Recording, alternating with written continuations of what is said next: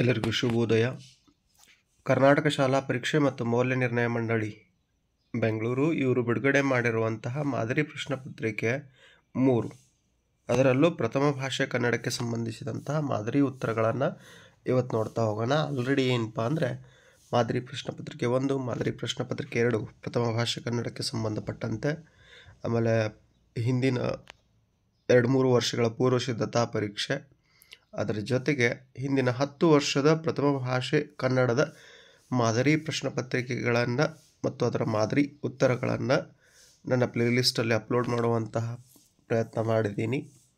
ಅವುಗಳನ್ನು ನೋಡಿಕೊಂಡು ನಿಮ್ಮ ಪ್ರಥಮ ಭಾಷೆ ಕನ್ನಡದಲ್ಲಿ 125ಕ್ಕೆ 125 ಅಂದರೆ ರಿಟರ್ನ್ 100ಕ್ಕೆ 100 ತೆಗೆದುಕೊಳ್ಳುವಂಥ ಪ್ರಯತ್ನ ಮಾಡಿರಿ. ಎಷ್ಟೆಷ್ಟು ಕೇಳ್ತೀರಾ, ಎಷ್ಟೆಷ್ಟು ಆ ಪ್ರಶ್ನೆ ಪತ್ರಿಕೆಗಳನ್ನು ಬಿಡಿಸ್ತೀರಾ, ಹೌದಾ, ಅಷ್ಟು ನೆನಪುಳಿಯುವಂಥ ಸಾಧ್ಯತೆ ಹೆಚ್ಚಾಗ್ತದೆ. ಹೆಚ್ಚು ಟೈಮನ್ನು ವ್ಯಯ ಮಾಡದೆ ನಾವೇನು ಮಾಡೋಣಪ್ಪ ಅಂದರೆ ಕ್ವಶನ್ ಪೇಪರ್ನ ಡಿಸ್ಕಸ್ ಮಾಡೋಣ. ಫಸ್ಟ್ ಮೇನ್ ಏನಪ್ಪ ಅಂದರೆ ಮಲ್ಟಿಪಲ್ ಚಾಯ್ಸ್ ಕ್ವಶನ್ಸು. ಕೆಳಗಿನ ಪ್ರಶ್ನೆಗಳಿಗೆ ಅಥವಾ ಅಪೂರ್ಣ ಹೇಳಿಕೆಗಳಿಗೆ 4 ಆಯ್ಕೆಗಳನ್ನು ಕೊಡಲಾಗಿದೆ. ಅವುಗಳಲ್ಲಿ ಹೆಚ್ಚು ಸೂಕ್ತವಾದ ಉತ್ತರವನ್ನು ಆರಿಸಿ ಕ್ರಮಾಕ್ಷರದನ್ನೇ ಬರೀರಿ ಅಂತ ಕೇಳಿದ್ದಾರೆ. ಮೊದಲನೇ ಪ್ರಶ್ನೆ ಏನಪ್ಪ ಅಂದರೆ ಕನ್ನಡ ವರ್ಣಮಾಲೆಯಲ್ಲಿರುವ ವರ್ಗೀಯ ವ್ಯಂಜನಾಕ್ಷರಗಳ ಸಂಖ್ಯೆ ಏನಪ್ಪ ಅಂದರೆ 9, 25, 6, 5. ಹಾಗಾದರೆ ಇದಕ್ಕೆ ಸರಿಯಾದ ಉತ್ತರ ಆಪ್ಷನ್ ಬಿ, ವರ್ಗೀಯ ವ್ಯಂಜನಗಳು ಎಷ್ಟಪ್ಪ ಅಂದರೆ 25. ನೆಕ್ಸ್ಟ್ ಪ್ರಶ್ನೆ 2, ಅನ್ವರ್ಥ ನಾಮಪದಕ್ಕೆ ಉದಾಹರಣೆ ಅಂತ ಕೇಳಿದ್ದಾರೆ. ಹಂಗಾರೆ ಆಪ್ಷನ್ ಎ ಪಟ್ಟಣ, ಆಪ್ಷನ್ ಬಿ ಪರ್ವತ, option option C Mahadeva, option D ವಿಜ್ಞಾನಿ. ಹಾಗಾದರೆ ವ್ಯಕ್ತಿಯ ಕೆಲಸದಿಂದ ಅಥವಾ ವ್ಯಕ್ತಿಯ ಗುಣವಿಶೇಷದಿಂದ, ಅದೇನು ಗುಣದಿಂದ, ಕುರುಡ ಕುಂಟ ಇಂಥವಲ್ಲ, ಇವೆಲ್ಲ ಏನಪ್ಪ ಅಂದರೆ ಅನ್ವರ್ಥಕ ನಾಮಗಳು. ಅನ್ವರ್ಥಕ ನಾಮದ ಮೇಲೆ ಒಂದು ಪ್ರಶ್ನೆ ಇದ್ದೇ ಇರ್ತದೆ. ನೆಕ್ಸ್ಟ್ ಕ್ವಶನ್ ನಂಬರ್ 3, ಪಾರಿಭಾಷಿಕ ಪದಗಳನ್ನು, ಅನ್ಯ ಭಾಷೆಯ ಪದಗಳನ್ನು, ಪ್ರಮುಖ ಪದಗಳನ್ನು ಸೂಚಿಸುವಾಗ ಬಳಸುವ ಲೇಖನ ಚಿಹ್ನೆ, ಉದ್ಧರಣ, ವಾಕ್ಯವೇಷ್ಟನ, ಆವರಣ, ವಿವರಣ. ಹಾಗಾದರೆ ಸರಿಯಾದ ಉತ್ತರ ವಾಕ್ಯವೇಷ್ಟನ ಚಿಹ್ನೆ. ಏನು, ಪಾರಿಭಾಷಿಕ ಪದಗಳನ್ನು, ಅನ್ಯ ಭಾಷೆಯ ಪದಗಳನ್ನು, ಪ್ರಮುಖ ಪದಗಳನ್ನು ಸೂಚಿಸುವಾಗ ಬಳಸುವ ಲೇಖನ ಚಿಹ್ನೆ ವಾಕ್ಯವೇಷ್ಟನ ಚಿಹ್ನೆ, ಆಪ್ಷನ್ ಬಿ. ದೆನ್ ಪ್ರಶ್ನೆ 4, ಧಗಧಗ ಪದದಲ್ಲಿರುವ ಅವ್ಯಯ ಅಣುಕಾರಣ ಅವ್ಯಯನೋ, ಭಾವಸೂಚಕ ಅವ್ಯಯನೋ, ಕ್ರಿಯಾರ್ಥಕ ಅವ್ಯಯನೋ ಅಥವಾ ಸಾಮಾನ್ಯಾರ್ಥಕಾವ್ಯನೋ ಅಂತ ಕೇಳಿದ್ದಾರೆ. ಹಾಗಾದರೆ ಇದರ ಸರಿಯಾದ ಉತ್ತರ ಆಪ್ಷನ್ ಎ, ಅಣುಕರಣ ಅವ್ಯಯ. ಧಗ ಅಣುಕರಣೆ ಮಾಡ್ತಾ ಇದ್ದೀವಿ ಶಬ್ದವನ್ನಲ್ಲಿ. ನೆಕ್ಸ್ಟ್ ಪ್ರಶ್ನೆ 5, ಧೃತಿಗೆಟ್ಟು ಪದ ಸಂಧಿಗೆ ಸೇರಿದೆ. ಜಸ್ತು ಸಂಧಿನೋ, ಆದೇಶ ಸಂಧಿನೋ, ಗುಣಸಂಧಿನೋ, ಆಗಮ ಸಂಧಿನೋ. ಹಾಗಾದರೆ ಧೃತಿಗೆಟ್ಟು, ಹೌದಾ, ಇನ್ನು ಧೃತಿಗೆಟ್ಟು ಆದೇಶ ಸಂಧಿ, ಆಪ್ಷನ್ ಬಿ ರೈಟ್ ಆನ್ಸರ್. ಇನ್ನು ಭರತನು ಮನೆಗೆಲಸವನ್ನು ಮಾಡನು ಏನಪ್ಪ ಅಂದರೆ ಮಾಡೋದಿಲ್ಲ ಅಂತ ಹೇಳ್ತಾ ಇದ್ದೀನಿ. ಗೆರೆ ಎಳೆದ ಪದದಲ್ಲಿರುವ ಕ್ರಿಯಾರೂಪ ಸಂಭವನಾರ್ಥಕನೋ, ವಿದ್ಯಾರ್ಥಕನೋ, ನಿಷೇಧಾರ್ಥಕನೋ, ಕ್ರಿಯಾರ್ಥಕನೋ ಅಂತ ಕೇಳಿದ್ದಾರೆ. ಹಂಗಾರೆ ಇದು ನಿಷೇಧಾರ್ಥಕ, ಆಪ್ಷನ್ ಸಿ ರೈಟ್ ಆನ್ಸರ್. ಮಾಡನು ನೆಗೆಟಿವ್ ಇದೆ, ಅಲ್ಲಿ ನೆಗೆಟಿವ್ ಇದ್ದರೆ ಅದು ನಿಷೇಧಾರ್ಥಕ. ಇನ್ನೊಂದು ಮಾಡೋನಿದ್ದಾನೆ, ಸಂಭವ ಇದೆ, ಅಂದರೆ ಸಂಭವನಾರ್ಥಕ, ಹೌದಾ. ನೆಕ್ಸ್ಟ್ ಕ್ವಶನ್ ಮೇನ್ ನಂಬರ್ 2, ಕೆಳಗಿನವುಗಳಲ್ಲಿ ಮೊದಲೆರಡು ಪದಗಳಿರುವ ಸಂಬಂಧದಂತೆ 3ನೇ ಪದಕ್ಕೆ ಸರಿ ಹೊಂದುವ ಸಂಬಂಧಿ ಪದವನ್ನು ಬರೀರಿ ಅಂತ ಕೇಳಿದ್ದಾರೆ. 1 ಅಂಕದ 4 ಪ್ರಶ್ನೆಗಳು. ಹಾಗಾದರೆ ನೋಡ್ತಾ ಹೋಗೋಣ. ಬಂಜೆ ವಂದ್ಯ, ಕುಠಾರ ಕೊಡಲಿ, ಹೌದಾ, ತತ್ಸಮಗ ತದ್ಭವಗಳಿಗೆ ಸಂಬಂಧಪಟ್ಟಂತೆ ಕೇಳಿದ್ದಾರೆ. ಸತಿಪತಿ ಜೋಡು ನುಡಿ, ಮೆಲ್ಲ ಮೆಲ್ಲನೆ ದ್ವಿರುಕ್ತಿ, ಮ್ಯಾಗ ಮೇಲೆ, ಏನು ಇದು ನಮ್ಮ ಆಡು ಭಾಷೆ, ಮ್ಯಾಗ ಮೇಲೆ, ಹೌದಾ. ಇಸ್ವಾಸ ವಿಶ್ವಾಸ, ಉತ್ತರ ಕರ್ನಾಟಕದಲ್ಲಿ ಇಸ್ವಾಸ ಅಂತ ಕೇಳ್ತಾರೆ, ವಿಶ್ವಾಸ. ಇನ್ನು ಸಪ್ತಮಿ ಹಳಗನ್ನಡ ಪ್ರತ್ಯಯಗಳನ್ನು ಕೇಳಿದರೆ ಸಪ್ತಮಿ ಓಳ್, ಹೌದಾ. ಹಂಗಾರೆ ದ್ವಿತೀಯ ಅಂ. ಇನ್ನು ಏನಪ್ಪ ಅಂದರೆ ಮುಖ್ಯ ಪ್ರಶ್ನೆ 3, ಕೆಳಗಿನ ಪ್ರತಿಯೊಂದು ಪ್ರಶ್ನೆಗಳಿಗೆ ಒಂದೊಂದು ವಾಕ್ಯದಲ್ಲಿ ಉತ್ತರ ಬರೀರಿ ಅಂತ ಕೇಳಿದ್ದಾರೆ. 11ನೇ ಪ್ರಶ್ನೆ, ಶಾನುಭೋಗರು ಇರಸಾಲಿಗಾಗಿ ಯಾವ ಹಳ್ಳಿಗೆ ಹೋಗಿದ್ದರು? ಶಾನುಭೋಗರು ಇರಸಾಲಿಗಾಗಿ ಚಿಕ್ಕನಾಯಕನಹಳ್ಳಿಗೆ ಹೋಗಿದ್ದರು. ನೆಕ್ಸ್ಟ್ 12ನೇ ಪ್ರಶ್ನೆ. ಮನೆ ಮಂಚಮ್ಮನ ಕತೆ ಹೇಳಿದ ಕವಿ ಯಾರು? ಮನೆ ಮಂಚಮ್ಮನ ಕತೆ ಹೇಳಿದ ಕವಿ ಸಿದ್ದಲಿಂಗಯ್ಯ. ಪ್ರಶ್ನೆ 13.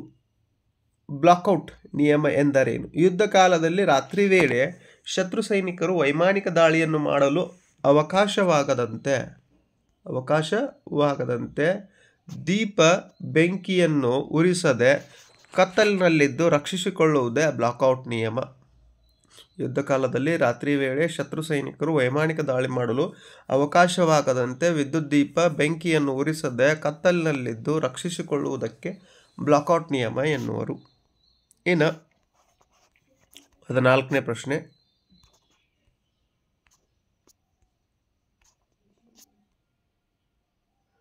ರಾಮ ಲಕ್ಷ್ಮಣರಿಗೆ ಮಾತಂಗಾಶ್ರಮಕ್ಕೆ ಹೋಗಲು ಸಲಹೆ ನೀಡಿದವರು ಯಾರು? ರಾಮ ಲಕ್ಷ್ಮಣರಿಗೆ ಮಾತಂಗಾಶ್ರಮಕ್ಕೆ ಹೋಗಲು ಸೂಚಿಸಿದವರು ದಂಡಕಾರಣ್ಯದಲ್ಲಿ ವಾಸಿಸಿದ್ದ ಧನು, ಹೌದಾ, ಕಬಂಧ ಎಂಬ ಹೆಸರಿನ ರಾಕ್ಷಸ.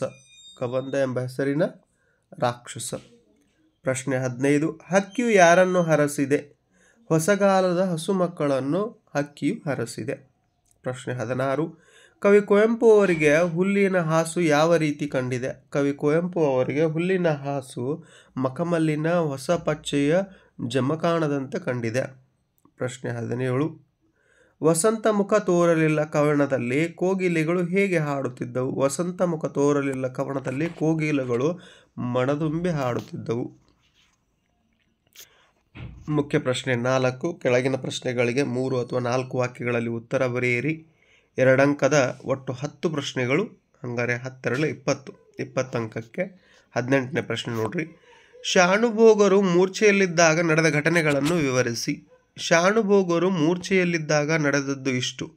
ಚಿಕ್ಕನಾಯಕನಹಳ್ಳಿಗೆ ತೆಂಗಿನಕಾಯಿ ತುಂಬಿಕೊಂಡು ಹೋಗಿದ್ದ ಕೆಲವು ರೈತರ ಗಾಡಿಯ ಎತ್ತುಗಳು ಮುಂದೆ ಹೋಗದೆ ಕನಿ ಹಾಕಿಕೊಂಡು ನಿಂತವು.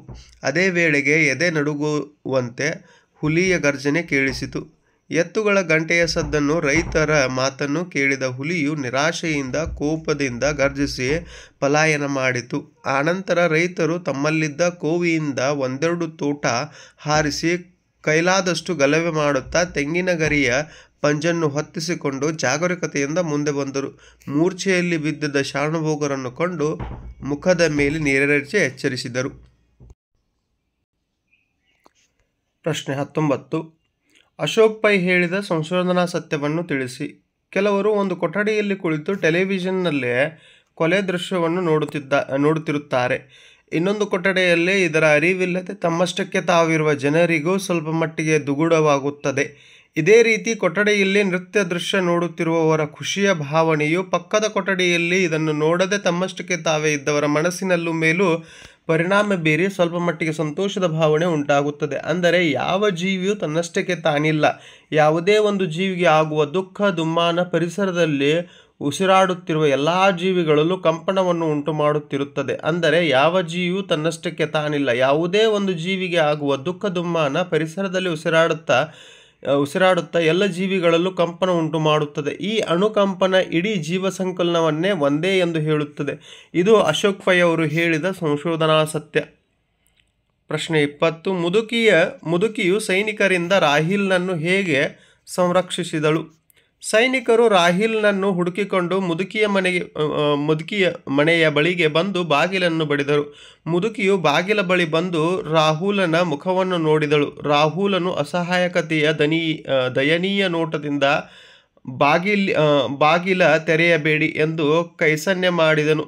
ಮುದುಕಿಯು ನಿಶ್ಶಬ್ದವಾಗಿ ರಾಹಿಲ್ನನ್ನು ತನ್ನ ಸೊಸೆಯು ಮಲಗಿದ್ದ ಕೋಣೆಗೆ ಕಳುಹಿಸಿ ಮಂಚದಡಿಯನ್ನು ತೋರಿಸಿದಳು. ಬಟ್ಟೆ ಸುತ್ತಿದ್ದ ನಿರ್ಜೀವ ಶಿಶುವನ್ನು ಬಾಗಿಲ ಬಳಿ ಮಲಗಿಸಿ ಹೊರಬಂದು ಬಾಗಿಲು ತೆರೆದಳು. ಮನೆಯೊಳಗೆ ಬಂದ ಸೈನಿಕರು ಮಗುವಿನ ಮೃತದೇಹವನ್ನು ದಿಟ್ಟಿಸಿ ನೋಡಿದರು. ಅವರ ಮೂಗಿಗೆ ಕೋಣೆಯಲ್ಲಿ ಹರಡಿದ್ದ ಹಸಿ ನೆತ್ತರ ವಾಸನೆಯು ಬಡಿಯಲು ಇಲ್ಲಿ ಯಾರೂ ಇಲ್ಲ ಎಂದು ಭಾವಿಸಿ ನಿಶ್ಶಬ್ದವಾಗಿ ಮನೆಯಿಂದ ಹೊರ ನಡೆದರು. ಹೀಗೆ ಮುದುಕಿಯು ರಾಹಿಲ್ನನ್ನು ಸೈನಿಕರಿಂದ ಸಂರಕ್ಷಿಸಿದಳು. ಪ್ರಶ್ನೆ 21. ಲಂಡನ್ನಿನ ಹೆಣ್ಣು ಮಕ್ಕಳು ಯಾವ ಕೆಲಸದಲ್ಲಿ ನಿಯುಕ್ತರಾಗಿರುತ್ತಾರೆ? ಲಂಡನ್ನಲ್ಲಿ ಎಲ್ಲ ಅಂಗಡಿಗಳಲ್ಲಿ ಸಾಮಾನ್ಯವಾಗಿ ಸ್ತ್ರೀಯರೇ ಕೆಲಸ ಮಾಡುತ್ತಾರೆ. ಉಪಹಾರ ಗೃಹಗಳಲ್ಲಿ ಕಾರ್ಯನಿರ್ವಹಿಸುವ ಮಾನಿಗಳು ಸಹ ಹೆಣ್ಣು ಮಕ್ಕಳೇ ಆಗಿರುತ್ತಾರೆ. ದೊಡ್ಡ ದೊಡ್ಡ ಅಂಗಡಿಗಳಲ್ಲಿ ಹೆಣ್ಣು ಮಕ್ಕಳು ಕಾರ್ಕೂನು ಹಾಗೂ ಟೈಪಿಸ್ಟ್ ಕೆಲಸದಲ್ಲಿ ನಿಯುಕ್ತರಾಗಿರುತ್ತಾರೆ. ಸಿನಿಮಾಗೃಹದಲ್ಲಿ ಪ್ರೇಕ್ಷಕರಿಗೆ ಜಾಗವನ್ನು ಹುಡುಕಿಕೊಡುವ ಕಾರ್ಯ ನಿರ್ವಹಿಸುವವರು ಸಹ ಹೆಣ್ಣು ಮಕ್ಕಳು. ಕಾಲೇಜಿನಲ್ಲಿ ಸಹ ವಿದ್ಯಾರ್ಥಿನಿಯರ ಅನುಕೂಲಕ್ಕಾಗಿ ಸಿಪಾಯಿನಿಯರನ್ನು ಇಟ್ಟಿದ್ದಾರೆ. ಹೆಣ್ಣು ಮಕ್ಕಳನ್ನು ಅತ್ಯಾದರದಿಂದ ನಡೆಸಿಕೊಳ್ಳುವ ಸತ್ಕರಿಸುವ ಸಂಸ್ಕೃತಿಯ ಶಿಖರವನ್ನು ಇಂಗ್ಲೆಂಡ್ನಲ್ಲಿ ಕಾಣಬಹುದು. ಪ್ರಶ್ನೆ 22. ಕವಿಯಾತ್ಮವು ಹಸುರುಗಟ್ಟಲು ಕಾರಣವಾದ ಹಿನ್ನೆಲೆಯ ಅಂಶಗಳನ್ನು ತಿಳಿಸಿ. ಅಶ್ವಯುಜ ಮಾಸದ ನವರಾತ್ರಿಯಲ್ಲಿ ಪ್ರಕೃತಿಯಲ್ಲಿ ಹೆಪ್ಪುಗಟ್ಟಿದ ಹಚ್ಚ ಹಸುರಿನಿಂದ ಕವಿಯಾತ್ಮವು ಪ್ರೇರಿತವಾಗಿದೆ. ಅಶ್ವಯುಜ ಮಾಸದ ನವರಾತ್ರಿಯಲ್ಲಿ ಪ್ರಕೃತಿಯಲ್ಲಿ ಎತ್ತ ನೋಡಿದರತ್ತ ಹಸುರು ಕಂಗೊಳಿಸುತ್ತದೆ. ಅಲ್ಲಿ ಇಲ್ಲಿ ಎಲ್ಲೆಲ್ಲೂ ಹಾಗೂ ಕಡಲಿನಲ್ಲೂ ಪ್ರಕೃತಿಯು ಹಸುರಿನಿಂದ ಕೂಡಿ ಹಚ್ಚ ಹಸುರಾಗಿದೆ. ಕವಿಯ ಒಡಲಿನ ನೆತ್ತರು ಸಹ ಈ ಹಸುರಿನ ಭಾವದಿಂದ ಕೂಡಿ ಪುಳಕಗೊಳ್ಳುತ್ತದೆ. ಪ್ರಕೃತಿಯ ಹಚ್ಚ ಹಸುರಿನ ಹಿನ್ನೆಲೆಯಲ್ಲಿ ಕವಿಯಾತ್ಮವು ಹಸುರುಗಟ್ಟಿ ಹಸುರು ಭಾವವನ್ನು ಮೈದುಂಬಿಕೊಂಡು ಶಾಂತಿಯನ್ನು ಅನುಭವಿಸುತ್ತದೆ. ಪ್ರಶ್ನೆ 23. ಯಜ್ಞಾಶ್ವದ ಹಣೆಯಲ್ಲಿದ್ದ ಪಟ್ಟಿಯಲ್ಲಿ ಬರೆದ ಅಂಶಗಳ್ಯಾವು? ಯಜ್ಞಾಶ್ವದ ಹಣೆಯಲ್ಲಿದ್ದ ಪಟ್ಟಿಯಲ್ಲಿ ಭೂಮಂಡಲದಲ್ಲಿ ಕೌಸಲ್ಯ ಮಗನಾದ ಶ್ರೀರಾಮನೊಬ್ಬನೇ ವೀರನು, ಇದು ಅವನ ಯಜ್ಞದ ಕುದುರೆ, ಇದನ್ನು ತಡೆಯುವ ಸಾಮರ್ಥ್ಯವುಳ್ಳವರು ಯಾರೇ ಆದರೂ ತಡೆಯಲಿ ಎಂದು ಬರೆಯಲಾಗಿತ್ತು. ಪ್ರಶ್ನೆ 24. ಜಲಿಯನ್ ವಾಲಾಬಾಗ್ ಹತ್ಯಾಕಾಂಡವು ಸ್ವಾತಂತ್ರ್ಯ ಇತಿಹಾಸದ ಕರಾಳ ಘಟನೆ ಹೇಗೆ? ಸ್ವಾತಂತ್ರ್ಯ ಹೋರಾಟಗಾರರು ಕ್ರಿ. 1919 ಏಪ್ರಿಲ್ 13ರಂದು ಜಲಿಯನ್ ವಾಲಾಬಾಗ್ನಲ್ಲಿ ಶಾಂತಿಯುತ ಸಭೆಯನ್ನು ಸಂಘಟಿಸಿದ್ದರು. ಈ ಸಭೆಯಲ್ಲಿ ಅಮಾಯಕರಾದ ನಿಶಸ್ತ್ರರಾದ ಗಂಡಸರು, ಹೆಂಗಸರು, ಮಕ್ಕಳು ಸೇರಿ ಸುಮಾರು 20,000 ಜನರಿದ್ದರು. ಅಲ್ಲಿದ್ದ ಜನರಿಗೆ ಯಾವ ಎಚ್ಚರಿಕೆಯನ್ನು ಕೊಡದೆ ಕಠೋರ ಹೃದಯದ ಅಧಿಕಾರಿಯಾಗಿದ್ದ ಲೆಫ್ಟಿನೆಂಟ್ ಗವರ್ನರ್ ಜನರಲ್ ಡಯರ್ ತನ್ನ ಸೈನಿಕರಿಗೆ ಗುಂಡಿನ ದಾಳಿ ನಡೆಸಲು ಆಜ್ಞೆಯನ್ನು ನೀಡಿದನು.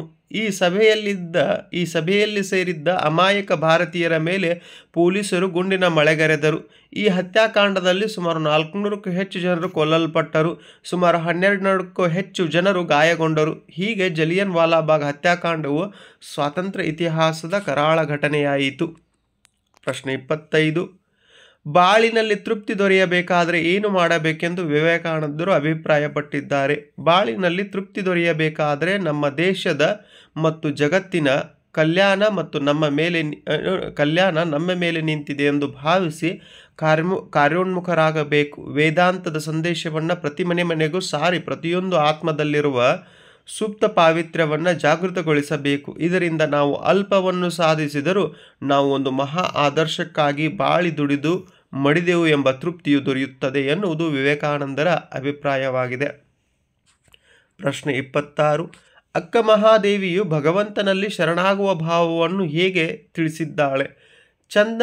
ಚಂದನವ ಕಡಿದು ಕೊರೆದು ತೇದರೆ ಅದು ನೊಂದೆನೆಂದು ತನ್ನ ಕಂಪನ್ನು ಬಿಡದಂತೆ ಸುವರ್ಣವನ್ನು ಕಡಿದು ಬರೆದು ಬೆಂದರೂ ಅದು ಕಪ್ಪಾಗದೆ ಹೊಳೆಯುವಂತೆ ಕಬ್ಬನ್ನು ಸಂದುಗಳಲ್ಲಿ ಕಡಿದು ತಂದು ಗಾಣದಲ್ಲಿ ಹಾಕಿ ಅರೆದರೆ ಅದು ಬೆಂದು ಪಾಕವಾಗಿ ಸಕ್ಕರೆಯಾಗುವಂತೆ ಚನ್ನಮಲ್ಲಿಕಾರ್ಜುನಯ್ಯ ನಾನು ಹಿಂದೆ ಮಾಡಿದ ಪಾಪಕೃತ್ಯಗಳನ್ನು ತಂದು ಮುಂದಿಟ್ಟರೆ ಅದರಿಂದ ನಿಮಗೆ ಹಾನಿ.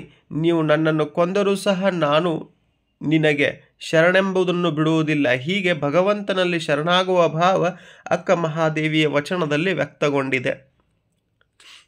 ಪ್ರಶ್ನೆ 27. ಪೈಗಳು ಪ್ರಾಸ ತೊರೆದು ಬರೆಯಲು ನಿಶ್ಚಯಿಸಿದ ಸಂದರ್ಭವನ್ನು ತಿಳಿಸಿ. ಶ್ರೀ ಗೋವಿಂದ ಪೈಗಳು ಕ್ರಿ. 1911 ಏಪ್ರಿಲ್ ತಿಂಗಳಲ್ಲಿ ಒಂದು ತಿಂಗಳು ಬರೋಡಾ ರಾಜ್ಯದ ನವಸಾರಿಯಲ್ಲಿದ್ದರು.